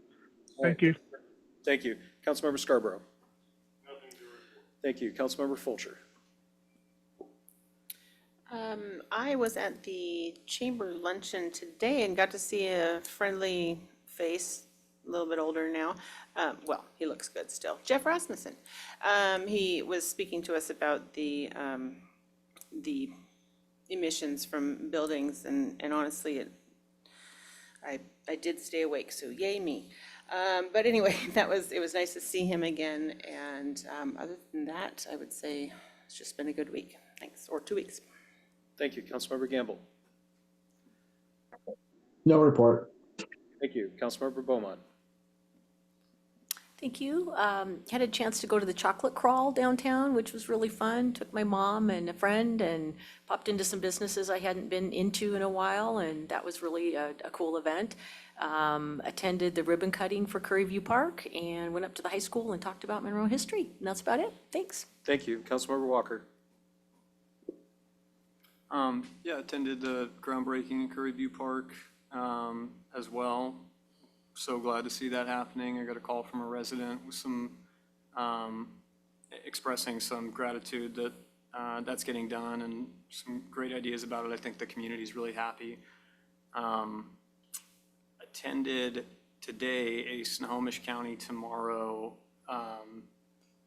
brainstorming. I can't remember the correct name for it, but it's a pretty interesting conversation right now. Snohomish County Tomorrow was originally, its kind of singular mandate or goal was to facilitate conversation between the county and cities for the comprehensive planning. And the conversation in this group, it seems like regardless of how it shakes out, the mandate's going to be opened up, or the purpose of the group is going to be opened up to include more items like economic development and human services and transportation. So that group, Snohomish County Tomorrow, is going to take on a bigger purpose, it sounds like. So yeah, more committees, but I'd be interested to get any feedback about ideas for it. Yeah, and then attended a pretty interesting DOT presentation about the conversation between cities and the state for portions of state highway that are getting released back to cities. Besides that, nothing to report. Thank you guys for the great discussion tonight. Thank you. On your SCT, that's supposed to be about planning. And so I would caution about expanding the scope of work. We get concerned about a variety of things coming from the county. And so I would just caution about the expansion of the scope of work of Snohomish County tomorrow that has always been about planning. We have had to stand up a few times in meetings and say, no, we're not doing that. With that money, we're going to use it for our own purposes. That includes dollars from COVID. That also includes the pharmaceutical funding that we're doing. Those were 2 times where we were asked to participate, and we said, no, we're going to do our own thing because it's right for our community. And so just be aware, folks, if there's an expansion in the scope of work, sometimes there's an expectation that we will go ahead and participate in ways that take away sort of our local autonomy. And so I would just caution. They have tried this in the past. I think it was called a Council of Governments. Just beware that there is value to working with others, yes. But there's also a cautionary tale of the expectation. Make certain that if you do participate, if they do end up expanding, if this succeeds this time, that you need to make certain that each one of you is participating in these additional boards and commissions, and they're watching out for the city of Monroe, and not just there with other elected officials that have big names, have been around for a while, and just doing what it is that they want, okay? So just, it's caution, please. My advice would be to, look, let's just focus on planning. It's hard enough for us to get people to attend a regional meeting to talk about planning. And to expand it to other things, I would just caution. So those would be my thoughts. Okay, all right. Let me see, then we still had Councilmember, I crossed you off my list, but I haven't called on you yet. Councilmember Fisher, why'd I cross you off my list? Go for it. Probably because you didn't want to hear from me anymore, which is completely No, understandable. that's not the case. I just figured since we're talking about downtown with the festival lot, I would bring up a couple of things downtown. Noticing boards on a few windows. I don't know if that's something that we can do something about. The old smoke shop, it was 6-Star Smoke Shop or something. The windows are all boarded up. The dentist office, gosh, I don't think there's been a business in there for 20 years. I don't even know. It's right on Main Street. I guess it'd be the south side of Main. They don't have boards on the outside. They have them on the inside. And then I think there's a board up at the post office, which I would assume they're probably gonna get fixed rather quickly. But probably faster than the old smoke shop and the dentist office. And then just kind of noticing, like, you know, the bars on the windows, if there's anything that we can do to approach that as we kind of start going into some policy adjustments. Try and make it look a little bit more welcoming. Okay. We'll have staff look into that and then get back to the council and see if there are any policy considerations we can bring forward as well. Perfect. Thank you so much. Cool, thank you. Councilmember Scarborough, I got everybody else right for the first pass? No, I took care of Gamble. Yep, all right, so. Along those lines, can staff tell us what the timeline is on having the sidewalk closed downtown? Yeah, we'll get that to you too. Yep, all right. I'm being asked by people downtown. Okay, we'll get some information. All right, thank you very much. We're going to go ahead and move over to staff and department reports. We're going to start off with 8.1 Parks Department February 2025 report with Ben Swanson. Good evening, Ben. Thank you. So just real briefly, point out a few of the items in here. So Eagle Scout project, the Lake Tie backstop, that was a huge help. I mean, it tremendously kind of improved that environment down there. It was pretty broken up. And so just wanted to give a big thank you to that group that came out and did such a wonderful job out there. The next thing is the Curry groundbreaking, which I believe a couple of council members mentioned that already. We've started moving dirt out there. Things are moving right along. So we should be on schedule, and it's a real cool way to send off Mike Farrell, our former Parks Director, who I just talked to, and is doing very well in this next chapter. So that's it. All right, thank you very much. Any questions for Ben? All right, thank you, Ben. Next one is 8.2, Monroe 30 Annexation Development Agreement Project Update with Ms. Marrero. Thank you. Good evening again. Good evening. I just have a quick update on the Monroe 30 annexation. I did provide a timeline in the agenda bill. So on January 14th, 2025, the Snohomish County BRB did not invoke jurisdiction. Therefore, the annexation was deemed approved. So now it's back on our side to approve the annexation ordinance. But in conjunction with that, I'll be bringing back the Monroe 30 Annexation Development Agreement. So I'm hoping to bring that, we're working with a proponent on that. We're working towards a final draft. So I'm hoping to bring that back to you next month because we do have a deadline to get it back to the county. So I'll be bringing that soon. Thank All you. right. Thank you very much. Any questions? All right, thank you very much. All right, now we're going to go on to 9.1. This is a City Administrator Report Extended Agenda. Deborah.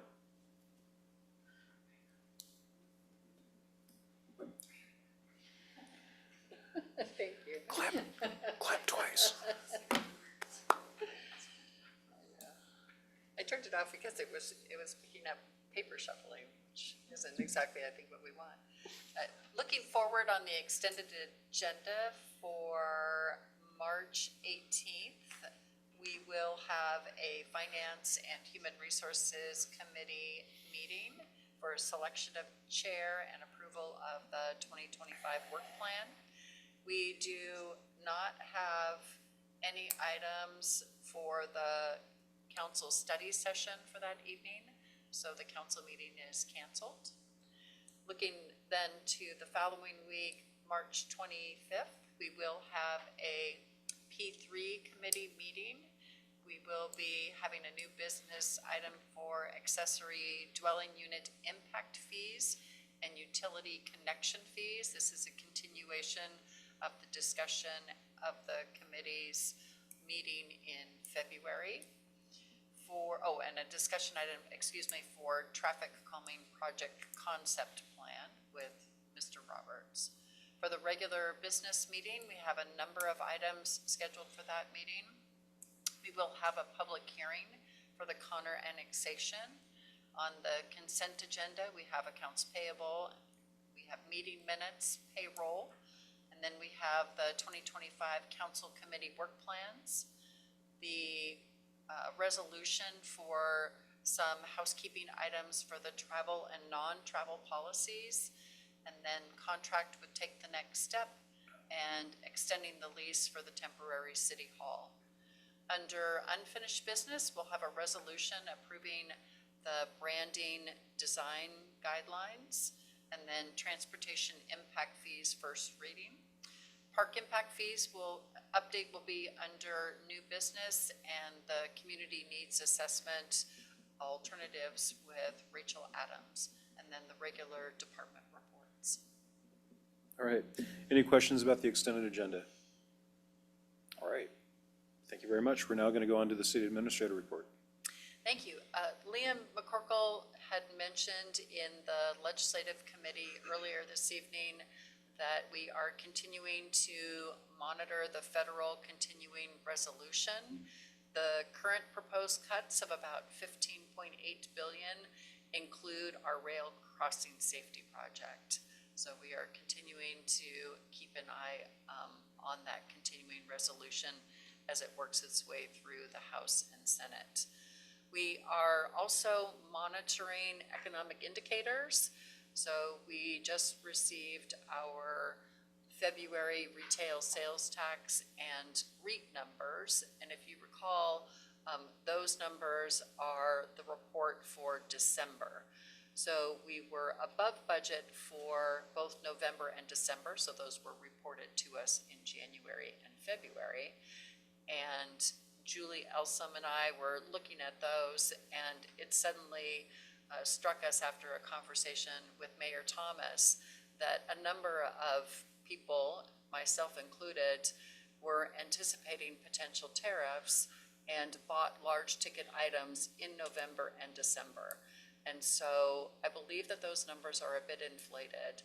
So just wanted to let council know that we are kind of watching carefully what's happening at the larger economic level. I also wanted to just note, and I think Director Roberts had mentioned this perhaps, but I wanted to put a fine point on it, which is we've gotten some very positive feedback on the 13 of the last 15 wayfinding signs that were installed recently. And just a shout out again to our amazing Public Works Department. Jimmy Davis had those poles designed and fabricated in-house and saved the city money, made installation and maintenance easier. And so once again, I think it's just a testament to the really great staff that we've got citywide, but particularly in our Public Works Department. Wanted to just make a note of that this evening. Thank you. Thank you. Any questions for Administrator Knight? All right. Mayor's report. So a couple items. Number one was Curry View. It was great having both Councilmembers Beaumont and Walker at the ribbon cutting. Thank you very much for coming. That's going to be a really large park compared to what was there or what's there today. And I think that's going to be a great addition. So council, thank you very much for investing in that. And staff, thank you for your work on that as well. The second item, Planning Commission interviews. As I said earlier today, I had 4 really great interviews over the course of 4 weeks. And I am very happy with the 2 planning commissioners that you confirmed tonight. So thank you very much for that. And then the next item is tagging in DOT. I asked for sharks with frickin' laser beams attached to their heads. I actually was going to ask the council this evening for authorization for us to go out and paint on the bridges. In lieu of doing that, staff was kind enough to go ahead and call DOT directly and talk with them about what we can do because we've received conflicting information from time to time. We needed a more bright line about where we can go paint versus where they want to paint. And so we now have that bright line as of this afternoon. It is extremely important that we stay on top of painting over the tagging that does occur. Staff will be trying to get out on a weekly basis for those areas that we're allowed to paint. For those areas that appear in areas that we're not allowed to paint, because there are some limitations on where we're allowed to paint, we'll make certain that staff will notify me so that I'm not calling and leaving text messages and things like that for Deborah saying, hey, there's paint here, so that when they see it, they'll let me know. Second, we'll be contacting DOT regularly to make certain that things get painted over. I go to Seattle every day now, and I see the proliferation of tagging. They'll come through and paint it over about once every 6 months, and then it just grows and grows and grows again. And if you don't stay on top of it, the people that tag for the purpose of notoriety, being seen by folks, they're getting exactly what they want. So, that's why we don't take pictures of it and put it on social media. We try to get out there right away, and we try to paint it over because it's that notoriety that they're looking for, in my humble opinion. So we want to paint over it right away. So no laser beams, no sharks, no risk issues that we need to talk to Zach about. But just wanted to give you an update on that.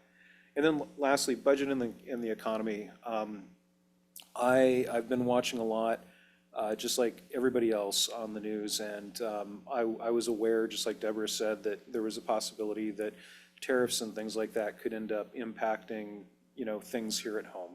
And so I just like Deborah, made certain purchasing decisions back in December, and earlier today, in fact, very early, it was just after 5, wasn't it? Okay, it wasn't before 5. I went ahead and messaged Deborah, who happened to be up, and just said, hey, I want to make certain that we're watching this closely.